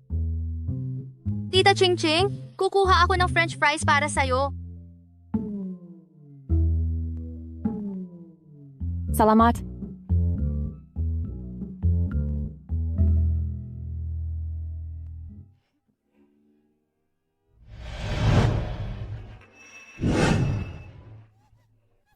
What? SK, iyan lang ang tapang. Nangangarap pa ring maging mami ko. Napakahina. Pusog na ako, satsa. Alis na ako. Ziga, Hambog na bata, inaasar niya talaga ako sa tsaa. Yanshan, siguro hindi pa ako matatanggap ni Xiaoye. Pero maniwala ka sa akin. ang babaeng ito, siya ba talaga ang mommy ni Xiaoye? Bakit parang napakakaiba niya? Kumain ka lang, busog na ako.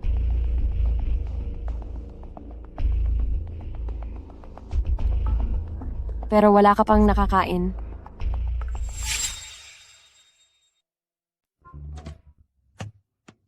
Talagang mayaman sila. Pati showerhead, napakabongga.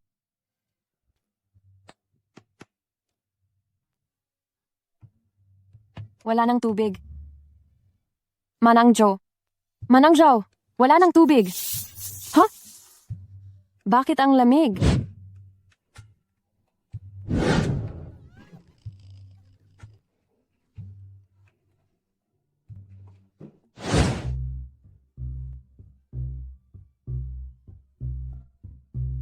Nakakapagod itong buong araw na ito. Kailangan kong makatulog ng mahimbing. Ang prinsesang kama na pinapangarap ko. Aray. Sinong naglagay ng thumbtack sa kama? Hemp, gusto mong agawin ang posisyon ng mami ko. Tingnan lang natin kung makakaya mo. Huwag na huwag kang mag-iingay masyado. Baka may mangyaring masama. Huwag na huwag kang mag-alala. Ako ang anak mo. Alam ko kung saan ako lulugar.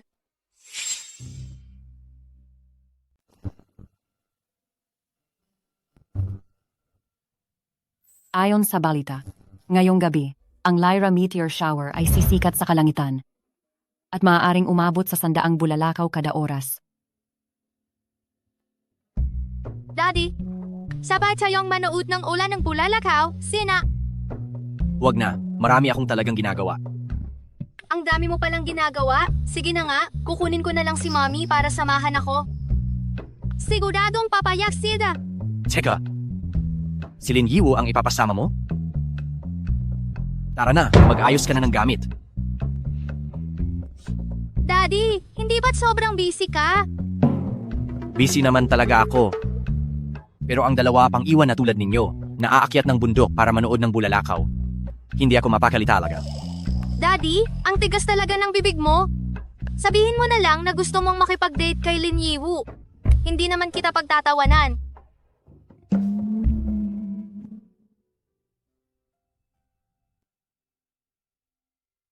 Kailangan kong tulungan si Daddy. Nabalikan si Mommy. Hindi ko hahayaang maunahan siya ng iba. Lin Yiwu, lintik ka. Talagang parang multo ka na lang. Hindi talaga po pwede. Kailangan ko silang sundan.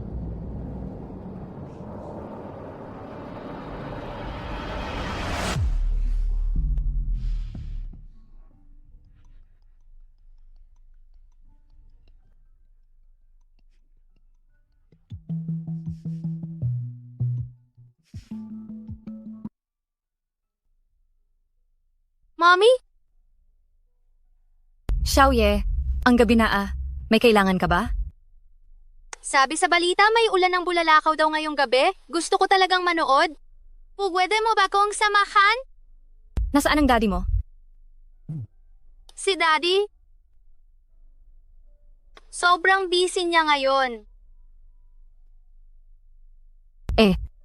Nasaan ang mommy mo? Siguro gusto niya ring samahan ka. Ayaw ko sa kanya. Tsaka hindi siya ang mommy ko. Ikaw lang ang mommy ko, Lin Yiwu. Mommy, samahan mo na ako minsan lang. Gusto kong ikaw ang kasama. Sige, sasabayan kita. Yehey! Buksan mo na ang pinto. Ha? Mami.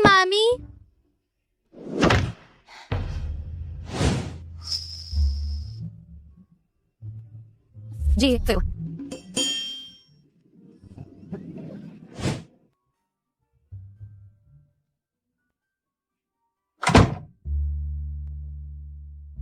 Bakit ang bilis mong dumating? Fu. Hindi ba abala ka? Sabi ni Daddy, kahit na sobrang abala, sasama pa rin siya sa amin na manood ng meteor shower. Oh? Anong nangyayari? Nahanap na nga nila ang mommy ni Xiaoye, pero bakit itong dalawa ay gusto pa rin akong isama manood ng meteor shower? Gaano katagal bago ka maghanda? Mabilis lang. Intayin niyo ako rito.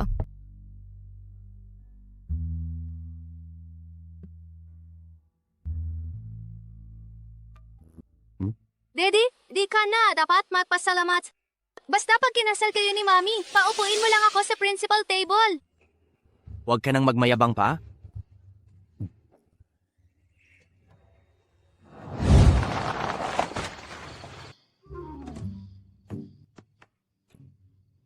Dune. Hindi na kayang dumaan ang sasakyan sa daang iyon. Kailangan nating maglakad na. Kaya mo ba talagang umakyat sa bundok? Oo naman, walang problema. Kahit may problema, okay lang. Pwedeng buhatin ni Daddy si Mami paakyat sa bundok, diba Daddy? Xiaoye, anong pinagsasabi mo?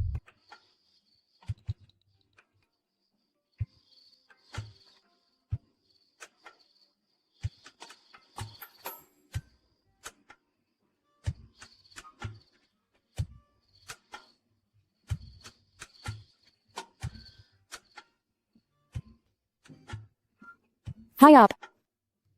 Nahanap na nga ni Xiaoye ang tunay niyang ina, pero inaakit pa rin niya ang mag-ama.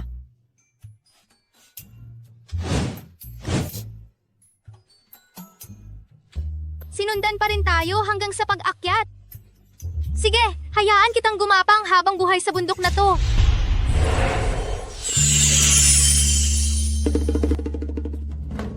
Xiaoye, halika na agad. Paparating na po.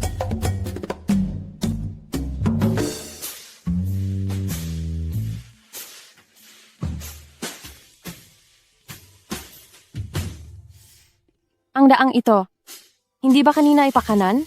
Bakit biglang kumaliwa? Mali ba ang tanda ko? Hayaan na.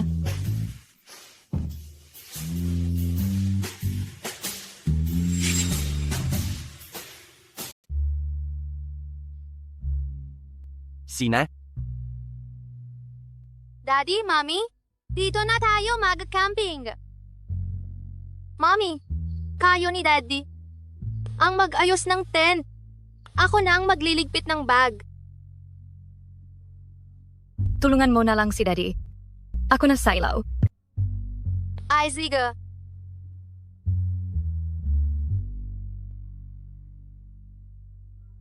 Daddy, parang ayaw ni Mami na masyado siyang malapit sa'yo. Ingat.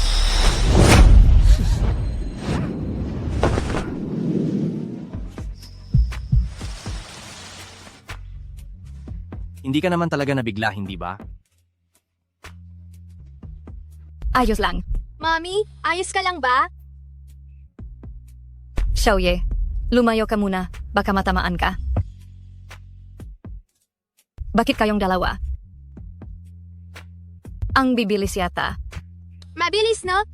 Kasi kami ni Daddy ay superheroes. Simula ngayon, protektado ka namin ni Daddy. Walang pwedeng mang-api kay Mami. Superheroes? Talaga bang may ganitong nilalang sa mundong ito? Siguro namamalikmata lang ako.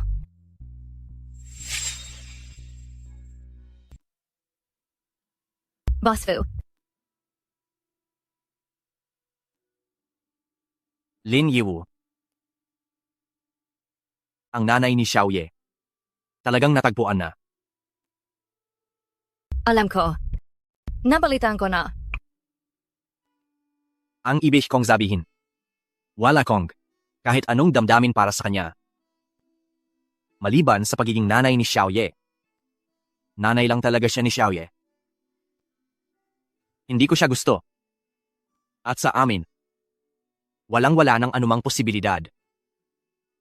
Bakit mo sinasabi sa akin yan? Pakiramdam ko kasi, gusto mo itong marinig. At linawin ko sa iyo.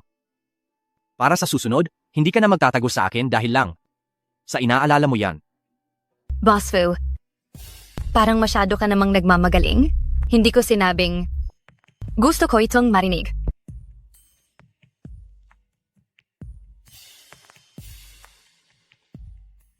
Kung ganoon, huwag ka nang magtago pa sa akin ulit. Sige na, itayo mo na ang tent mo. Sa totoo lang, kailangan talaga ako ang kumilos. Siguro, ang peke kong nanay, sobrang kawawa na ngayon. Anong nangyayari? Sabi ko, sinundan ko sila? Paanong naligaw ako? Sa bandang iyon ba ako dadaan? Kagagaling ko pa lang doon. Dito sa direksyong ito.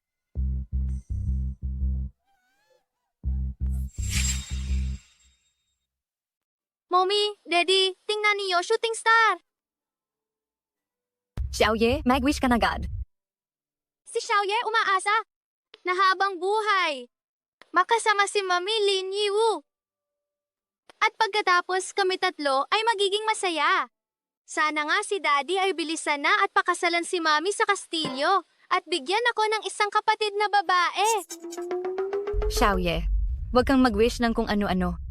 Hindi ako nag-wish ng kung ano-ano. Tiyak natutuparin ni Daddy ang aking kahilingan. Di ba, Daddy? Susubukan ko. Mr. Fu, ano ba ang sinasabi mo?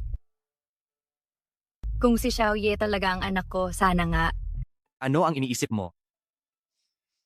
Iniisip ko, sino kaya ang nanganak sa isang cute na bata? Tulad ni Xiaoye. Bobo kang, Mommy. Ikaw ang nanganak sa akin.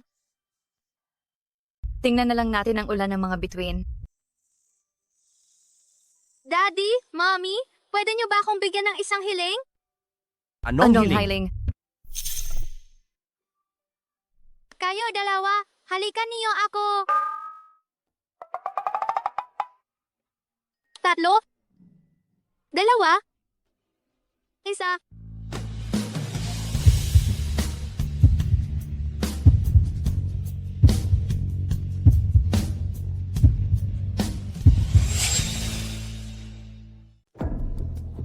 Nasaan sila?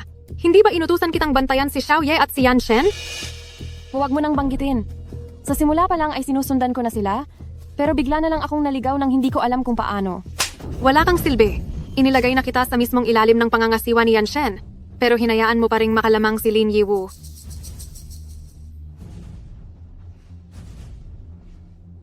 Sa susunod na panahon, darating ang araw ng pangingibabaw ni Yan Shen. Sa panahong iyon, gamitin mo ang amoy ni Lin Yiwu upang sa pilitang manatili na siya sa kastilyo at huwag na huwag silang pagtatagpuin ni Lin Yiwu. Kung hindi, lahat ng ginawa natin ay mabubunyag. Naiintindihan ko.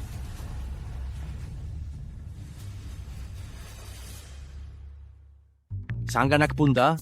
Ano ba talaga ang ginagawa mo? Bakit hindi ka nag-reply sa mensahe?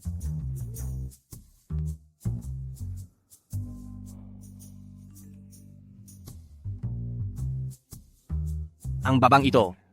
Pagkatapos nating manood ng meteor shower, ay hindi na ako pinansin. Kahit mag-reply sa text ay ayaw. Mommy, si Xiaoye ito. Ikaw pala si Xiaoye. Nanonood ako ng telebisyon. Ikaw? Ano ang ginagawa mo? Namimiss mo ba ako? Nagre-reply ka kay Xiaoye, pero sa akin, bakit hindi? Lin Yiwu, sobrang double standard mo. Kainis, dumating na naman ang taunang pangingibabaw.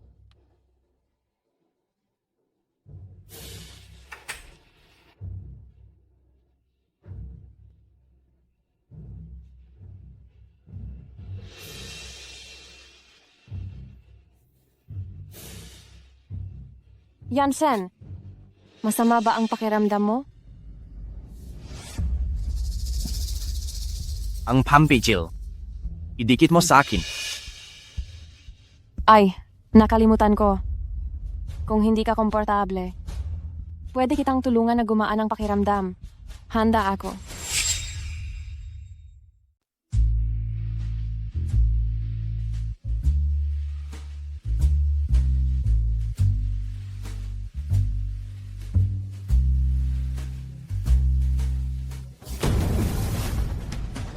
Umalis ka sa harap ko. Yansen,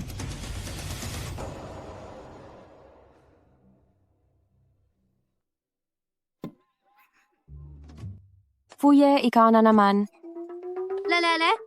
Hintayin mo lang. Darating ang araw, palalayasin ka ni Daddy palabas ng kastilyo.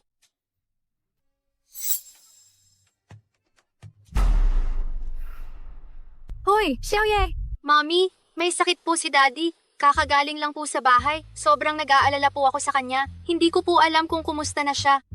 Pwede mo po ba siyang bantayan para sa akin? Malalabas siya? Saan ko siya hahanapin? Hintayin mo lang siya sa labas ng subdivision. Young master kayo ay. Pumunta ka sa ospital, hanapin mo si Yunqing. Masusunod. Xiaobay, hawak mo ba si Daddy ko? Dalhin mo siya kay Mommy. Tiyak na tataasan ni Daddy ang sweldo mo. Magandang ideya yan.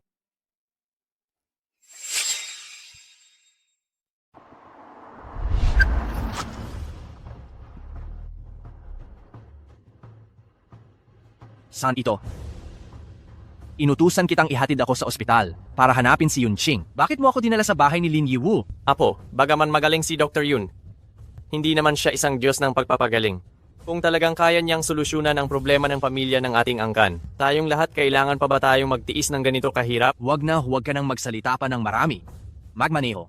Apo, sundin mo na lang ang sarili mong puso. Kapag nag-ingay ka pa kahit kaunti, ipapadala kita sa malayong kagubatan para mag-anak. Huwag na huwag po. Huwag na huwag po. Aalis na po.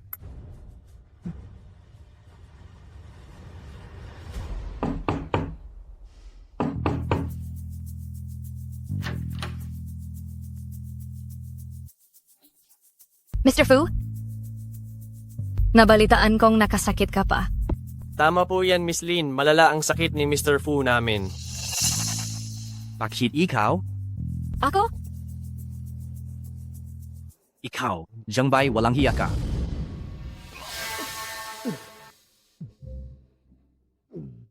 Para sa kaligayahan ni Apo, karapat-dapat lang na ipatapon ako sa malayong kagubatan.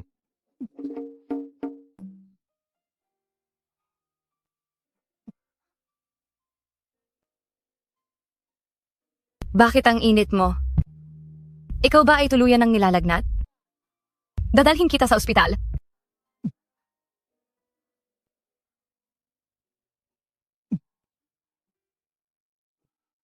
Kung ayaw mong may mangyari sa iyo, lumayo ka sa akin.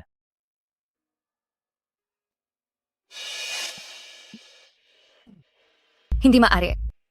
Nangako ako kay Fuye na aalagaan kitang mabuti. Ang lumabas ng mag-isa. Ako na lang ang maghahatid sa iyo sa ospital. Ako ay nagsisimula na talagang mag-init. Nag-init? Anong klase iyang salita sa mundo ng hayop? Kahit ganoon pa man, tutulungan mo pa rin ako? Ibig mo bang sabihin? Nalasong ka? Maaari mo ring sabihin iyan. Kung ganoon,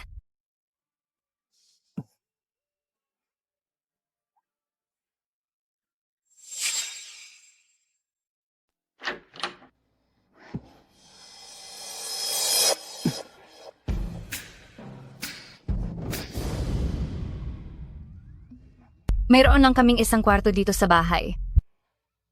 Diyan ka muna magtiis.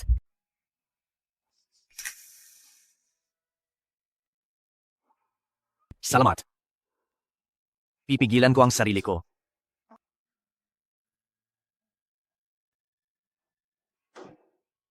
Wala namang mangyayaring masama sa kanya, di ba? Mukhang masama talaga ang pakiramdam niya. Ay, hayaan na.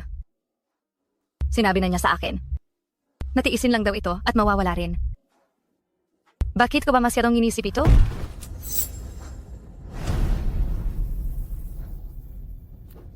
Fu Yanshen, ayos ka lang ba?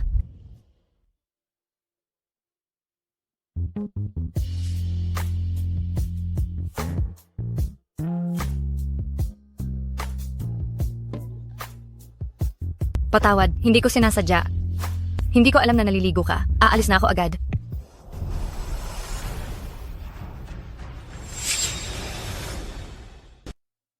Lin Yiwu, ikaw mismo ang pumasok dito. Ito ay.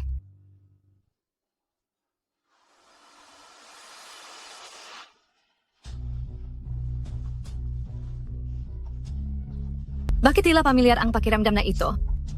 Siya nga ba talaga ang lalaking iyon? Isang taon na ang nakalipas?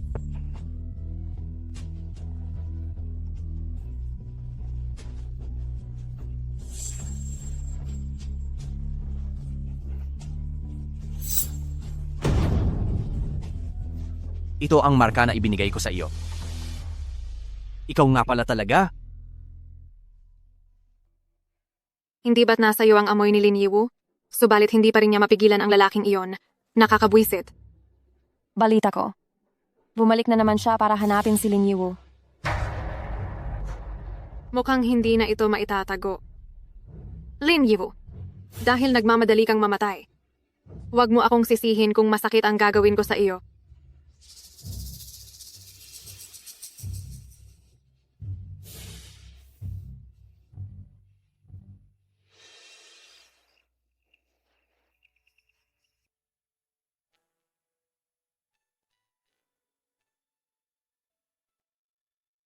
Ang cute naman ng tainga ng lobo. Ang lalaking iyon pala isang taon na ang nakalipas. Ikaw nga talaga.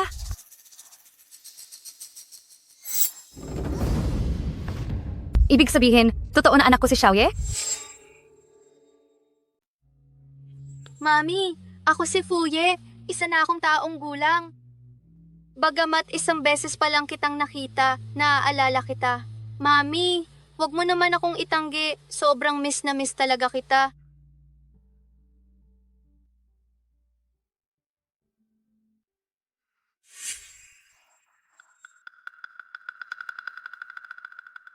Hala, Lin Yiwu, ano na namang ginawa mo?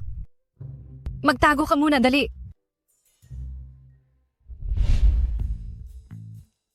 Ang aga mong nagising. Mukhang hindi pa ako. Sapat kagabi.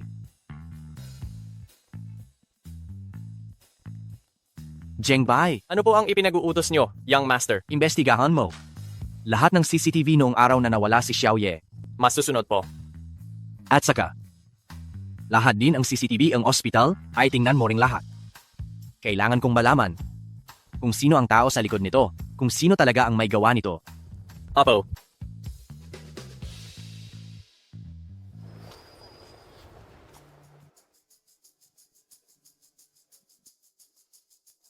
Kaya pala tinawag ako ni Xiaoye na mami. Ang tanga ko talaga. Nasa harapan ko na. Pero hindi ko pa rin siya nakilala. Dapat maipadala ko ito bago mag alas 3 ng uwian. Ang paborito niyang steak. Pati na rin itong teddy bear. Lin Yiwu. Lin Yiwu, mamatay ka na.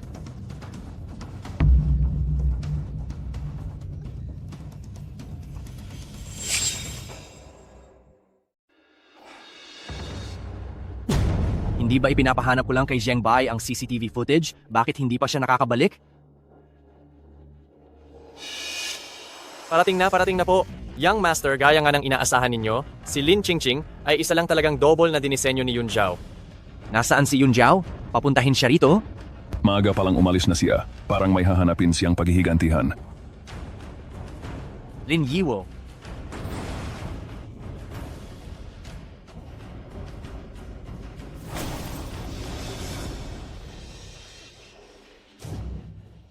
Kung hindi ko makukuha si Yan Shen, hindi ka rin dapat umasang makukuha mo siya. Tulungan niyo ako. Tulong? Huwag mong subukang apihin ang mami ko.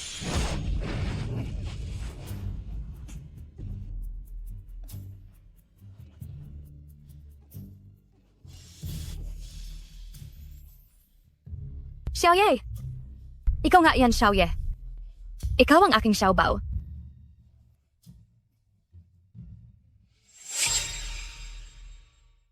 Mami, nakilala mo na rin ako sa wakas. Pero, 1 taon ka pa lang, di ba? Bakit ang tangkad mo na? Ang laki mo na? Sino bang may gusto? Ako ang anak ng hari ng lobo. Mayroon kaming sobrang lakas na lahi ni Daddy. Oo nga. Bakit hindi ko naisip? Dapat naisip ko na. Ipinanganak ka nga sa loob lang ng 1 araw. Hindi ka talaga ordinaryong bata. Ang tanga ni Mommy. Hindi tanga si mami ko. Kung ganoon kayo katamis sa isa't isa, magkasama na lang kayong mamatay. Huvag? Ha ha ha ha.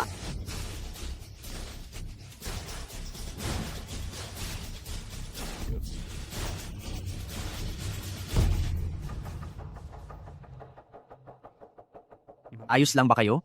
Ayos lang. Mabuti na lang at nandyan ka. Dalhin ninyo siya sa kulungan. Opo.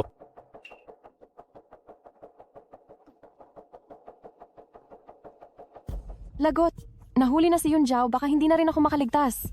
Hindi pwede. Kailangan ko nang umalis.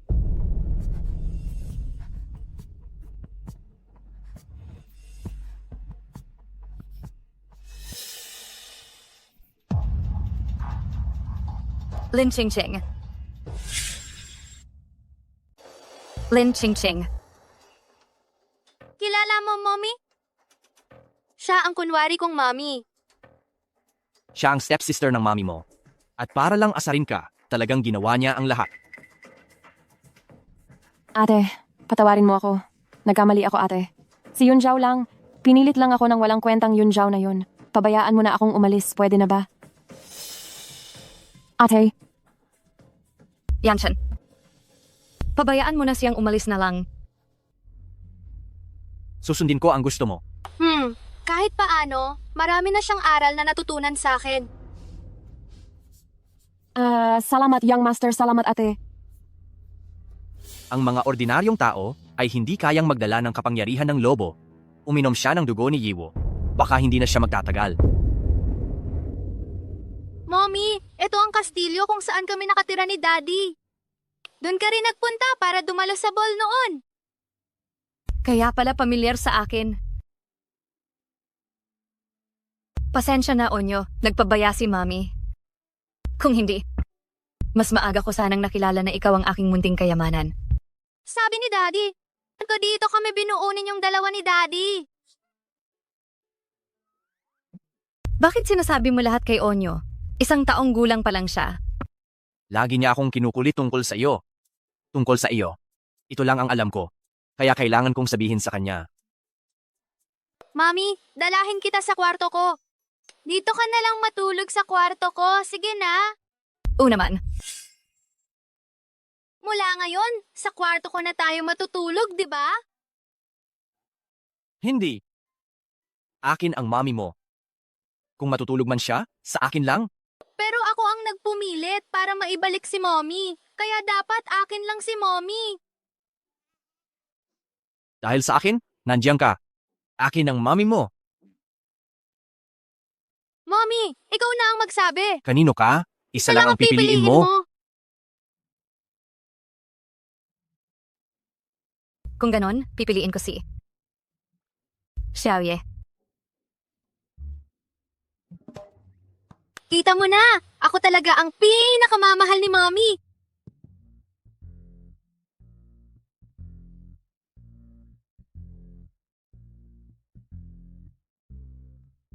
Uminom ka ng tubig.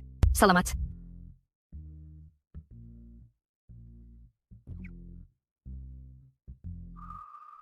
Gusto ni Mommy ng french fries. Tutulungan ka ni Xiaoya na kunin. Salamat, mahal ko. Kaya Daddy, hindi mo na ako maaunahan ngayon, ano?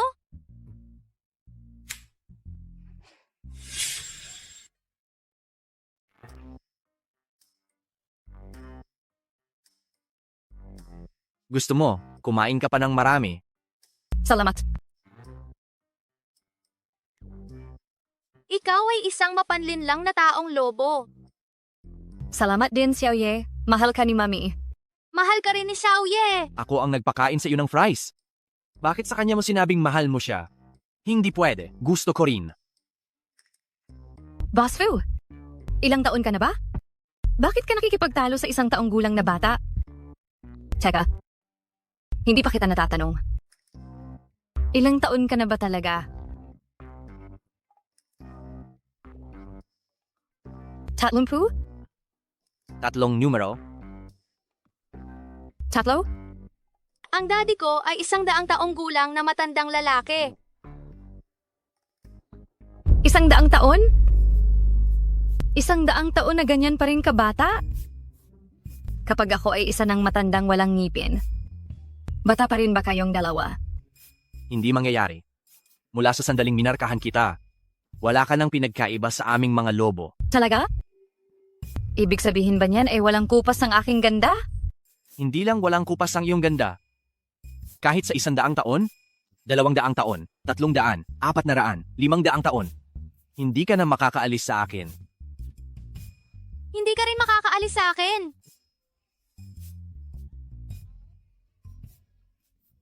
Ching-Ching, anong nangyari sa iyo?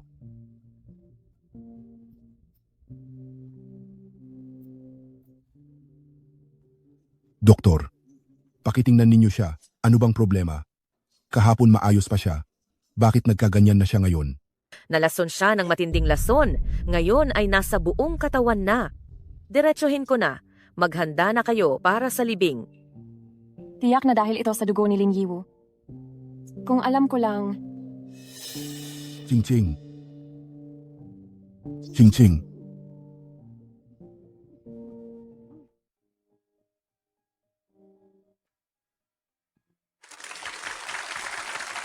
Maligayang kasal sa hari at reyna ng mga lobo.